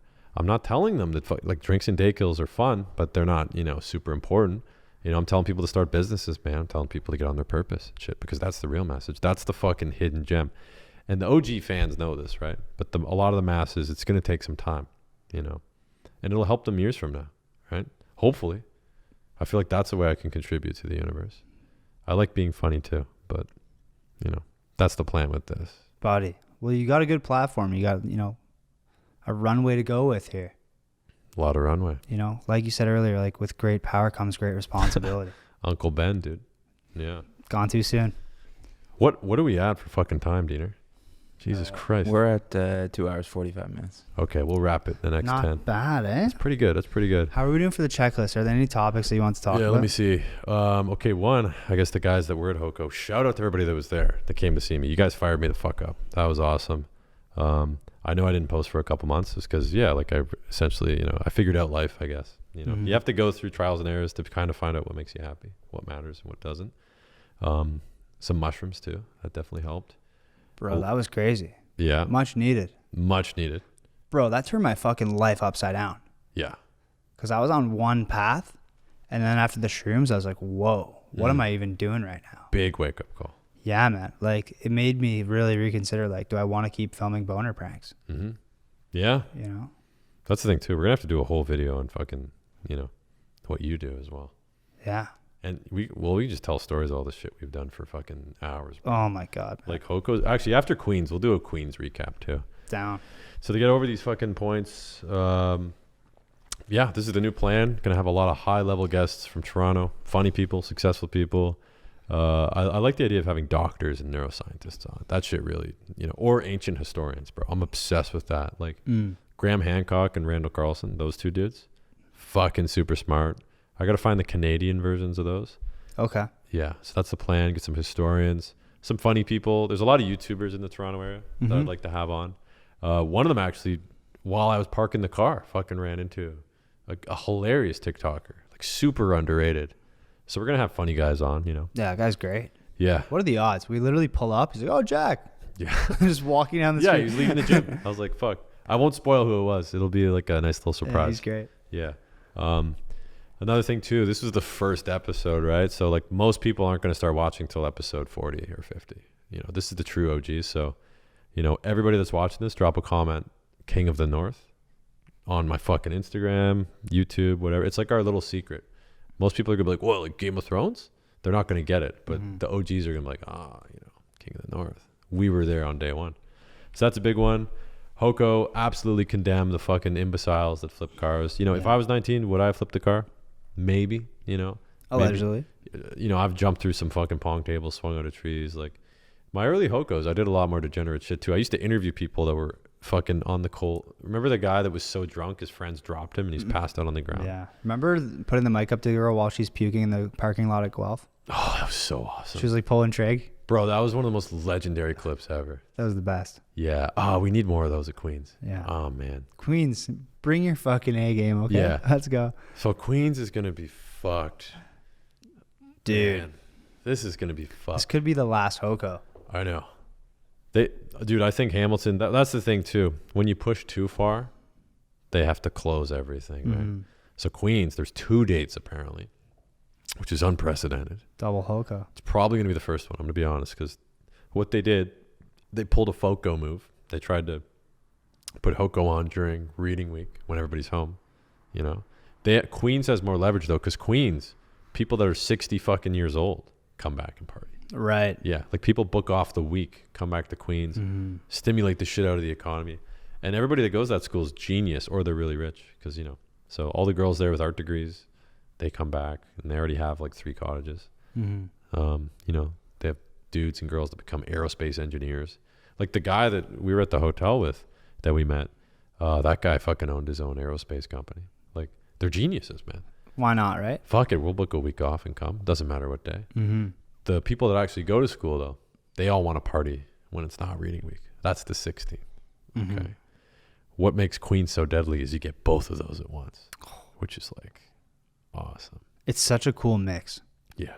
It's All walks of life. bro, all ages. It's great. Yeah. Now, for the sake of litness, though, the 16th makes more sense because everybody would be away on reading week, hypothetically. Plus, the 23rd is a fucking Thursday.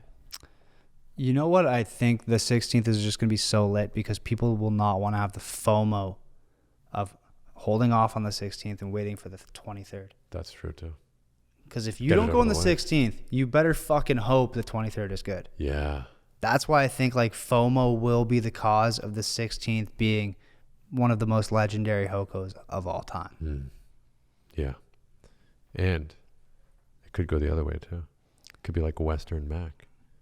Western would be the 16th. Like, it's okay. You know, everybody's kind of hesitant. We're not sure. Yeah. Mac, everybody fucking overcompensates. Like, a lot of the people that went to Mac, they didn't go to the Western Foco because they didn't think it was like going to be that crazy. Right? So that could be something that happens. I feel like there's almost like a wave of people heading from the west to the east of Ontario. Like some sort of like zombie group just merging. I got to come out to the East Coast one day, too. Because they have like, you know. Oh, they go so hard what are out they, there, man. Dalhousie or some shit? Yeah, bro. Looks fucking nuts. They go fucking nuts out there, Yeah. man. Yeah. They're probably like looking at these videos thinking like Ontario kids are soft. Yeah. Like one It's like flipped one car. school out there, though. Yeah. Yeah. That's what I mean. Like, people forget, like, remember when Vancouver lost the fucking Stanley Cup final Oh like my 10 God. years ago? Dude, grown men, They 50 burned the years city old, down. were flipping and torching cars, Yeah. right? You know, Hoko did not invent flipping cars. Okay. It's fucked No. up, though. It is. Yeah. What else we got to cover? Let's see. I think we covered most of this shit. Yeah, this is ground zero for the fucking podcast, pretty much. First episode. Super short notice, too. Yeah, bro. Essentially, basically called this guy up today, like, yo, dude, we need to do a podcast to talk about Hoko. I was like really high when I got that text, and you're like, put on a suit. I was like, all right. Yeah, let's wore the do it. suit to honor the tradition of fucking Virgin Squad. Yeah, like, bro. you know, the OG You fucking. got the bolo ties on too. Yeah, see these bolos Represent. too. You got the fucking eagle. I got the king of the fucking North Wolf here. And then, yeah, the classic suits. Dude, wearing a suit's nice, you know? You know what? I'm not mad. Yeah. Definitely outgrown this one since the first Virgin Squad, but Yeah. looks good in a thumbnail, right? Bro, next episode, I'm going back to fucking thrift store outfits for sure. For sure. Yeah. Yeah. I don't wear any name brand shit, man. Just fucking shitty flannels. Buddy, I got to say, I'm honored to be the first fucking guest on the Yeah. Jack Denmo podcast. There you go. Dude, that's Soundbite. huge. It is. Yeah. It's pretty sick. That's massive. Yeah. You know, we're setting the bar really low. That way your next guest can just blow it out of the water. Yeah. And every episode will just get better and better from Of the here. 2 hours and 45 minutes, you were only talking like 10 of those minutes. you know? Hey, man, Just I'm happy me to rambling. just throw you those underhands all day long, you know? Yeah, set up the questions like, you know, hey, you know, you should pay for fucking Hoko. Yeah. Oh, yeah. Let's get back to that before we wrap. The economy of Hoko. Right. 10 people go to a school for 4 years. That's gross revenue of close to $1 million plus referrals, right? If I make a Hoko video that makes 10 kids make that investment, that's nearly triple what it costs the police. After, you know, let's look at the economy though and how much tuition costs. You know, a lot of education subsidized. Tuition rates have gone up, but like I'm thinking on $800,000 to $1 million in revenue. Probably the net is at least 200 to 300K. I'd have to imagine. You know, plus you're essentially propping up all these businesses in London for Western, for example. Oh, yeah. You know, Hamilton too. Think about all the jobs you're bringing to the economy, too. Those students work in the city. The students working too, man. You know, The they're students going fall out. in love with London. They live the rest of their life there. Yeah, they move thereafter. Yeah. Essentially, like, as ironic as it is, my fucking Hoko videos contribute to the Canadian economy. And that's something I actually learned on mushrooms. It was kind of funny. I had this moment where I was like, what am I doing to fucking stimulate my country? Like, how am I helping my country? I'm not serving in the war. Like, you know, I was a forest firefighter, so I guess I prevented some forest fires from That's killing huge. people, which, yeah, that's kind of cool. You know, donate blood, save the odd guy that gets in a car accident. And actually, everybody should donate blood, by the way, if you're allowed to. That's pretty good contribution. But like, I was thinking, I was really resonating with me. Like, how can I help my country? You know? So I hope I can influence young people with this podcast. And you know, I'm a fucking idiot. I've made so many mistakes and, you know, been canceled all the time and all that shit. But hopefully I can help people with that. Get them off social media. Get them off watching porn. Man, like there's so many obvious things that we've figured out in our mid-20s that people, like when I was 16, I was beating off all the time like an idiot. Imagine if, there's that old saying, imagine if like when you were, I don't know, 18, you knew what you knew now. Bro. That's why like you got to use this gift and give back. You know what I mean? Yeah, man. Like even like the past like year, Yeah, I feel like the brain has like doubled in capacity. Dude. You know? Maybe it was just the shrooms.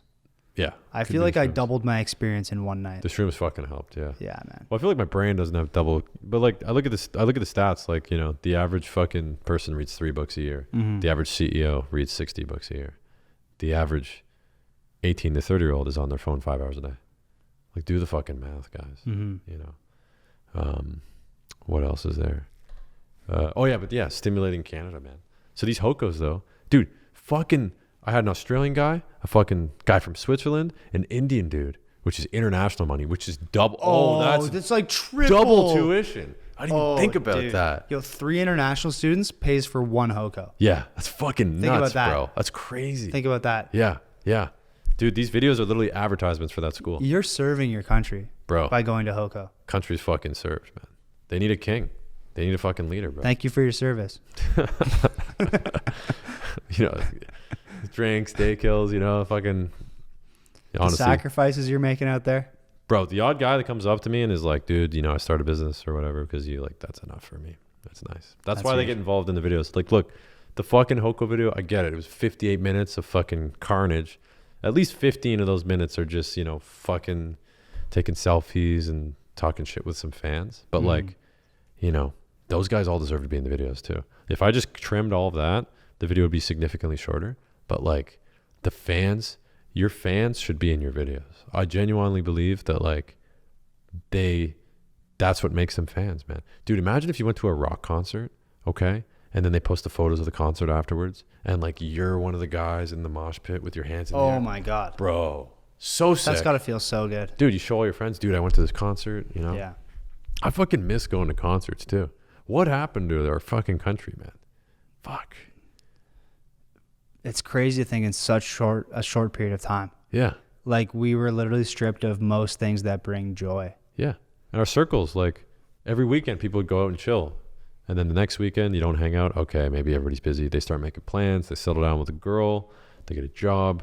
Next thing you know, another thing too, when people hit 25, their metabolism catches up to them a bit, especially with women, right? Because they mature a lot quicker. And then there's the fertility window at 30 that it's a whole other conversation. That's a big red pill discussion. Right. But a lot of people just let themselves go, essentially. Their health catches up to them. All the fucking drinking. They don't have as many options for dating. Stress. So they go down. Social media consumption gets increased. Anxiety, stress, depression, lack of purpose. Shrooms is the answer to all of it. Bro, shrooms is a super answer. Shrooms and getting rid of your phone. I'm not saying everyone needs to try shrooms, by the way. Some people probably can't handle it. Yeah. But like if you surround yourself with like, you got to be around the right people, the right place, the right time. You got to be in the right frame of mind. Mm-hmm. Very controlled circumstances. Yeah. It can be highly beneficial, bro, to work some shit out. Mm-hmm. I think that for me when I was younger, I didn't find like Jordan Peterson or Joe Rogan until I was like 21, maybe 22. And if I did, like they were really good role models, but they also like grew up in a different era. Mm-hmm. I don't feel like there's anybody that's doing that for young guys. Like, there's a couple podcasts, but they're all niche. Like there's a podcast, you know, there's like dating podcasts, there's sports podcasts, you know, business ones, but like nobody's like clicking a fucking business podcast right away. Mm-hmm. Nobody wants to hear a 20, like there's the Graham Steffens of the world. Those guys are great. Yeah. You know, but there's outliers, right? But for the most part, like people want to see fucking tits. They want to see ass. They want to see alcohol. They want to see fights. They want to see crazy spectacles, right? Mm-hmm. So what you got to do is get them in with that. Like that's the plan with the Hoko videos. People click because they want to see people go crazy. But then you drop those little gems of knowledge. You're like fucking Salt Bae with the little truth salts. Yeah. Just sprinkling those on there. Yeah. Like how many day kills are you trying to get today? Oh, sick. 420. Nice. Hey, you got to start a business. Get on your purpose, you know? Whoa. Throw that in there. Just a little? Yeah. What's best way to have fun? Get fucking lit. Sick, bro. Make sure you get your safety net. Graduate. Yeah. Don't Stay go in into school. Don't do drugs. Yeah, don't do drugs. Bro, that's what I mean. Yeah. That's the plan with this podcast, dude. Dude, that whole fucking Hoko, I just plugged this thing like 4 or 5 times. People, by the end of it, were probably like, this fucking guy said the podcast so many Bro, times. the hype for the podcast is so high. Yeah. And then you bring on fucking Cringe Daddy episode 1. Yeah. Yeah. Dude, We're going to be so disappointed, bro. nobody's going to watch the first 50 episodes. This is going to do maybe 1,000 views, maybe 2,000. That's huge. Yeah. It's going to take at least 3 or 4 months to get a good, momentum going. But it's just the ball rolling. It's just like my old podcast. And it's fun. Bro, this is a really good platform for you, though, to like talk directly to the people who want this kind of shit. Yeah. Who want to know more about like what's going on with you, Bro, your philosophy, stuff the like secret that. fans, the OGs, man. Yeah. The kings. The real ones. Kings. Young kings and queens, bro. Yeah. The watch parties, bro. That's what fired me up at the McMaster Hoko. Oh. Girls were sending me fucking videos of them and like 8 of their roommates, guys and girls, all huddled around watching a fucking movie. Like, when you watch a movie with your friends, like, nobody watches a YouTube video twice, right? Watching a Jack Denmo fucking Hoko Poco movie, though, there's a chance you could be in there. You know, there's a chance that you're in there for a fucking second in the background. So it's like, dude, it's like when I got featured on the news, I was like, oh man, this is like, my mom called me. She's like, yo, you're on the news. Like, they're fucking talking smack about you. And I thought it was the funniest thing ever, because everybody knows the way that the news and videos portray you isn't you. It's like the 1% of you.